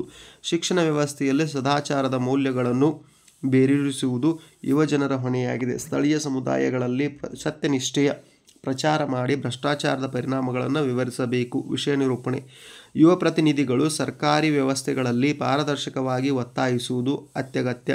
ಭ್ರಷ್ಟಾಚಾರವನ್ನು ನಿರಾಕರಿಸು ಎಂಬ ಆಂದೋಲನಗಳನ್ನು ಯೋಜಿಸಿ ಸಾಮೂಹಿಕ ಜಾಗೃತಿಯನ್ನು ಸೃಷ್ಟಿಸಬಹುದು. ಭ್ರಷ್ಟಾಚಾರದ ವಿರುದ್ಧ ಹೋರಾಡುವ ಸಂಸ್ಥೆಗಳಿಗೆ ಯುವಕರು ಸ್ವಯಂ ಸೇವಕರಾಗಿ ಸೇರಬೇಕು. ಡಿಜಿಟಲ್ ಪ್ಲಾಟ್ಫಾರ್ಮ್ಗಳಲ್ಲಿ ದೂರು ಸಲ್ಲಿಸುವ ಅಪ್ಲಿಕೇಶನ್ಗಳನ್ನು ಬಳಸಿ ಅಕ್ರಮಗಳನ್ನು ಬಹಿರಂಗಪಡಿಸಬಹುದು. ಶಾಲಾ ಕಾಲೇಜುಗಳಲ್ಲಿ ನೈತಿಕ ಶಿಕ್ಷಣವನ್ನು ನೀಡಿ ಭವಿಷ್ಯದ ಪೀಳಿಗೆಯನ್ನು ಸಜ್ಜುಗೊಳಿಸಬೇಕು. ಯುವ ಜನರು ರಾಜಕೀಯದಲ್ಲಿ ಭಾಗವಹಿಸಿ ಕಾಯ್ದೆಗಳ ಮುಖಾಂತರ ಸುಧಾರಣೆಗಳನ್ನು ತರಬೇಕು. ಸತ್ಯಮೇವ ಜಯತೆ ಎಂಬ ತತ್ವವನ್ನು ಅನುಸರಿಸಿ ಸಣ್ಣ ಸಣ್ಣ ಅಕ್ರಮಗಳನ್ನು ಎದುರಿಸುವ ಸಾಹಸ ಮಾಡಬೇಕು. ಕಲೆ, ಸಾಹಿತ್ಯ ಮತ್ತು ನಾಟಕಗಳ ಮೂಲಕ ಭ್ರಷ್ಟಾಚಾರ ನಿರ್ಮೂಲನೆಯ ಮಹತ್ವವನ್ನು ಜನರಿಗೆ ತಿಳಿಸಿ ಜಾಗೃತಗೊಳಿಸಬೇಕು. ದಾನ ಮತ್ತು ಕೊಡುಗೆಗಳನ್ನು ನಿರಾಕರಿಸಿ ನೈತಿಕವಾಗಿ ಮಾದರಿಯಾಗಬೇಕು. ಯುವ ಜನತೆ ಸಮಾಜದ ಎಲ್ಲ ವರ್ಗಗಳೊಂದಿಗೆ ಸಹಕರಿಸಿ ಒಕ್ಕೂಟಗಳನ್ನು ರಚಿಸಿ ಹೋರಾಡಬೇಕು. ಭ್ರಷ್ಟಾಚಾರದ ವಿರುದ್ಧ ನ್ಯಾಯಾಲಯಗಳಲ್ಲಿ ದಾವೆಯನ್ನು ಹೂಡಿ ನ್ಯಾಯವಾದ ನಿರ್ಣಯವನ್ನು ಬೇಡಬೇಕು. ಪ್ರಾಮಾಣಿಕತೆಯನ್ನು, ಸಾಮಾಜಿಕ ಮನ್ನಣೆಯನ್ನು ಪರಿಗಣಿಸುವ ಸಂಸ್ಕೃತಿಯನ್ನು ರೂಪಿಸಬೇಕು. ವ್ಯಕ್ತಿಗತ ಲಾಭಕ್ಕಿಂತ ಸಮಾಜದ ಹಿತವೇ ಪ್ರಾಧಾನ್ಯ ಎನ್ನುವ ಮನೋಭಾವ ಅತ್ಯಗತ್ಯ. ಯುವಕರು ರಾಷ್ಟ್ರೀಯ ಚಳವಳಿಗಳಲ್ಲಿ ಭಾಗವಹಿಸಿ ಒತ್ತಡ ಸೃಷ್ಟಿಸಬೇಕು. ಸರ್ಕಾರಿ ಅಧಿಕಾರಿಗಳೊಂದಿಗೆ ಸಹಕರಿಸಿ ಸುಧಾರಣೆಗಳನ್ನು ಕಾರ್ಯರೂಪಕ್ಕೆ ತರಬೇಕು. ಭ್ರಷ್ಟಾಚಾರವು ಅನಿವಾರ್ಯ ಎಂಬ ಮಾನಸಿಕತೆಯನ್ನು ಮೇಲೋತ್ಪಾಟನೆ ಮಾಡಬೇಕು. ಉಪಸಂಹಾರ. ಪ್ರತಿ ಯುವಕನು ತನ್ನ ಕುಟುಂಬ ಮತ್ತು ಸ್ನೇಹಿತರಲ್ಲಿ ಸದಾಚಾರವನ್ನು ಪ್ರೋತ್ಸಾಹಿಸಬೇಕು. ಸತತ ಸಾಮೂಹಿಕ ಪ್ರಯತ್ನಗಳಿಂದ ಭ್ರಷ್ಟಾಚಾರವನ್ನು ಬೇರು ಸಹಿತ ಕಿತ್ತೊಗೆಯಬಹುದು. ಯುವಶಕ್ತಿಯು ನೈತಿಕತೆ ಮತ್ತು ದೃಢ ನಿಶ್ಚಯದಿಂದ ಭ್ರಷ್ಟಾಚಾರ ಮುಕ್ತ ಭಾರತವನ್ನು ನಿರ್ಮಿಸುವತ್ತ ಗಮನಹರಿಸಬೇಕು. ಯುವ ಜನತೆಯ ಸಕ್ರಿಯ ಭಾಗವಹಿಸುವಿಕೆ, ತಾಂತ್ರಿಕ ಜ್ಞಾನ ಮತ್ತು ನೈತಿಕ ಬಲವೇ ಭ್ರಷ್ಟಾಚಾರ ವಿರುದ್ಧದ ಯುದ್ಧದಲ್ಲಿ ನಿರ್ಣಾಯಕ ಅಸ್ತ್ರಗಳು. ಸಹನೆ ಮತ್ತು ಸಂಘಟಿತ ಪ್ರಯತ್ನಗಳಿಂದ ಭ್ರಷ್ಟಾಚಾರ ನಿರ್ಮೂಲನೆ ಮಾಡಬಹುದು ಎಂಬುದು ನನ್ನ ಅಭಿಪ್ರಾಯವಾಗಿದೆ. ಮೇಲನ್ನಾದರೂ ಬರಿಬೋದು ಅಥವಾ ಕೆಳಗಿನ ಇನ್ನೊಂದೇನಪ್ಪ ಅಂದರೆ ಕೇಳಿದ್ದಾರೆ ಪ್ರಬಂಧ. ಜ್ಞಾನಾಭಿವೃದ್ಧಿಯಲ್ಲಿ ಗ್ರಂಥಾಲಯಗಳ ಮಹತ್ವ. ಪೀಠಿಕೆ. ಗ್ರಂಥಾಲಯಗಳು ಜ್ಞಾನಾಭಿವೃದ್ಧಿಯ ಕೇಂದ್ರಗಳಾಗಿವೆ. ಮಾನವ ಸಮಾಜದ ಅಭಿವೃದ್ಧಿಯಲ್ಲಿ ಗ್ರಂಥಾಲಯಗಳು ಪ್ರಮುಖ ಪಾತ್ರವನ್ನು ವಹಿಸುತ್ತವೆ. ಗ್ರಂಥಾಲಯಗಳು ವಿವಿಧ ವಿಷಯಗಳ ಪುಸ್ತಕಗಳನ್ನು ಸಂಗ್ರಹಿಸಿ ಓದುಗರಿಗೆ ಲಭ್ಯವಾಗಿಸುವ ಜ್ಞಾನಕೋಶವಾಗಿವೆ. ವಿದ್ಯಾರ್ಥಿಗಳು, ಸಂಶೋಧಕರು, ಶಿಕ್ಷಕರು ಮತ್ತು ಸಾಮಾನ್ಯ ಜನರು ತಮ್ಮ ತಮ್ಮ ಜ್ಞಾನವನ್ನು ಹೆಚ್ಚಿಸಿಕೊಳ್ಳಲು ಗ್ರಂಥಾಲಯಗಳನ್ನು ಬಳಸುತ್ತಾರೆ. ಗ್ರಂಥಾಲಯಗಳು ಶಿಸ್ತು ಮತ್ತು ಓದುವ ಅಭ್ಯಾಸವನ್ನು ಬೆಳೆಸುವ ಮೂಲಕ ವ್ಯಕ್ತಿ ವಿಕಸನಕ್ಕೆ ಸಹಕಾರಿಯಾಗುತ್ತವೆ. ವಿಷಯ ನಿರೂಪಣೆ. ಜ್ಞಾನಾಭಿವೃದ್ಧಿಯ ಉಗಮ ಸ್ಥಾನವಾಗಿರುವ ಗ್ರಂಥಾಲಯಗಳು ಪ್ರಾಚೀನ ಕಾಲದಿಂದಲೂ ಜನರಿಗೆ ಜ್ಞಾನವನ್ನು ನೀಡುತ್ತಿವೆ. ಗ್ರಂಥಾಲಯಗಳು ಹಲವಾರು ಬಗೆಯ ಪುಸ್ತಕಗಳನ್ನು ಹೊಂದಿರುವುದರಿಂದ ಓದುಗರು ತಮ್ಮ ಆಸಕ್ತಿಯ ವಿಷಯವನ್ನು ಆಯ್ಕೆ ಮಾಡಬಹುದು. ವಿಶೇಷವಾಗಿ ವಿದ್ಯಾರ್ಥಿಗಳಿಗೆ ಗ್ರಂಥಾಲಯಗಳು ಪರೀಕ್ಷಾ ತಯಾರಿಗೆ ಸಹಾಯಕವಾಗುತ್ತವೆ. ಇತ್ತೀಚಿನ ಸಂಶೋಧನೆಗಳು, ಪ್ರಬಂಧಗಳು ಮತ್ತು ವಿಜ್ಞಾನ ಸಂಪತ್ತು ಗ್ರಂಥಾಲಯಗಳಲ್ಲಿ ದೊರೆಯುತ್ತವೆ. ನಾವು ಪುಸ್ತಕಗಳನ್ನು ಓದುವ ಮೂಲಕ ಹೊಸ ಹೊಸ ವಿಚಾರಗಳನ್ನು ಕಲಿಯಬಹುದು. ಗ್ರಂಥಾಲಯಗಳು ಸಾಹಿತ್ಯ, ವಿಜ್ಞಾನ, ಇತಿಹಾಸ, ತಂತ್ರಜ್ಞಾನ ಮುಂತಾದ ವಿಷಯಗಳಲ್ಲಿ ಮಾಹಿತಿಗಳನ್ನು ನೀಡುತ್ತವೆ. ಕೇವಲ ಪಠ್ಯಪುಸ್ತಕಗಳಿಗೆ ಸೀಮಿತವಾಗದೆ ಗ್ರಂಥಾಲಯದಲ್ಲಿ ದೊರೆಯುವ ಇತರೆ ಪುಸ್ತಕಗಳನ್ನು ಓದಿ ನಮ್ಮ ಜ್ಞಾನವನ್ನು ಹೆಚ್ಚಿಸಿಕೊಳ್ಳಬೇಕು. ಗ್ರಂಥಾಲಯಗಳು ಶಿಕ್ಷಣ ಕ್ಷೇತ್ರದಲ್ಲಿ ಪ್ರಮುಖ ಪಾತ್ರವನ್ನು ವಹಿಸುತ್ತವೆ. ವಿದ್ಯಾಸಂಸ್ಥೆಗಳಲ್ಲಿ ಗ್ರಂಥಾಲಯವನ್ನು ಪ್ರತಿನಿತ್ಯ ಬಳಸುವ ಸಂಸ್ಕೃತಿಯನ್ನು ಬೆಳೆಸಬೇಕು. ಗ್ರಾಮೀಣ ಪ್ರದೇಶಗಳಲ್ಲಿ ಹೆಚ್ಚು ಹೆಚ್ಚು ಗ್ರಂಥಾಲಯಗಳನ್ನು ಸ್ಥಾಪಿಸುವ ಮೂಲಕ ಅಲ್ಲಿಯ ವಿದ್ಯಾರ್ಥಿಗಳ ಜ್ಞಾನಾಭಿವೃದ್ಧಿಗೆ ಅವಕಾಶ ಮಾಡಿಕೊಡಬೇಕು. ನಾವು ಡಿಜಿಟಲ್ ಯುಗಕ್ಕೆ ಬಂದಿದ್ದರೂ ಗ್ರಂಥಾಲಯಗಳ ಮಹತ್ವ ಕಡಿಮೆಯಾಗಲಿಲ್ಲ. ಡಿಜಿಟಲ್ ಗ್ರಂಥಾಲಯಗಳು ಆಧುನಿಕ ಸೇವೆಯನ್ನು ಒದಗಿಸುತ್ತಿವೆ. ಅಂತರ್ಜಾಲದ ಮೂಲಕ ದೂರಸ್ಥ ಶಿಕ್ಷಣಕ್ಕೂ ಗ್ರಂಥಾಲಯಗಳು ಉಪಯೋಗವಾಗುತ್ತವೆ. ಉಪಸಂಹಾರ: ಗ್ರಂಥಾಲಯಗಳನ್ನು ಸದುಪಯೋಗಪಡಿಸಿಕೊಳ್ಳುವುದು ನಮ್ಮ ಕರ್ತವ್ಯ. ಓದುವ ಮತ್ತು ತಿಳಿಯುವ ಪ್ರಕ್ರಿಯೆಯಲ್ಲಿ ಗ್ರಂಥಾಲಯಗಳು ಅತ್ಯವಶ್ಯಕ ಸಾಧನಗಳಾಗಿವೆ. ಜ್ಞಾನವನ್ನು ಬೆಳೆಸುವ ಈ ಜ್ಞಾನ ಮಂದಿರಗಳನ್ನು ಎಲ್ಲರೂ ಸದಾಕಾಲ ಬಳಸಿ ಉಜ್ವಲ ಭವಿಷ್ಯವನ್ನು ನಿರ್ಮಿಸಿಕೊಳ್ಳಬೇಕು ಎನ್ನುವುದು ನನ್ನ ಅಭಿಪ್ರಾಯವಾಗಿದೆ ಅಂತ ಹೇಳ್ತಾ, ಇಲ್ಲಿವರೆಗೂ ನಾವು ಪ್ರಥಮ ಭಾಷೆ ಕನ್ನಡ 2024-25ನೇ ಸಾಲಿನ ಮಾದರಿ ಪ್ರಶ್ನೆ ಪತ್ರಿಕೆ 3 ಅಭ್ಯಾಸ ಮಾಡಿದ್ವಿ. ಮಾದರಿ ಉತ್ತರಗಳನ್ನು ನೋಡಿದ್ವಿ. ಆದಷ್ಟು ನಿಮ್ಮ ಸ್ನೇಹಿತರಿಗೆ ಮತ್ತು ಬೇರೆ ಬೇರೆ ಗುಂಪುಗಳಿಗೆ ಹಂಚಿಕೊಳ್ಳುವಂಥ ಪ್ರಯತ್ನ ಮಾಡಿರಿ ಅಂತ ಹೇಳ್ತಾ ಥ್ಯಾಂಕ್ ಯು ಸೋ ಮಚ್.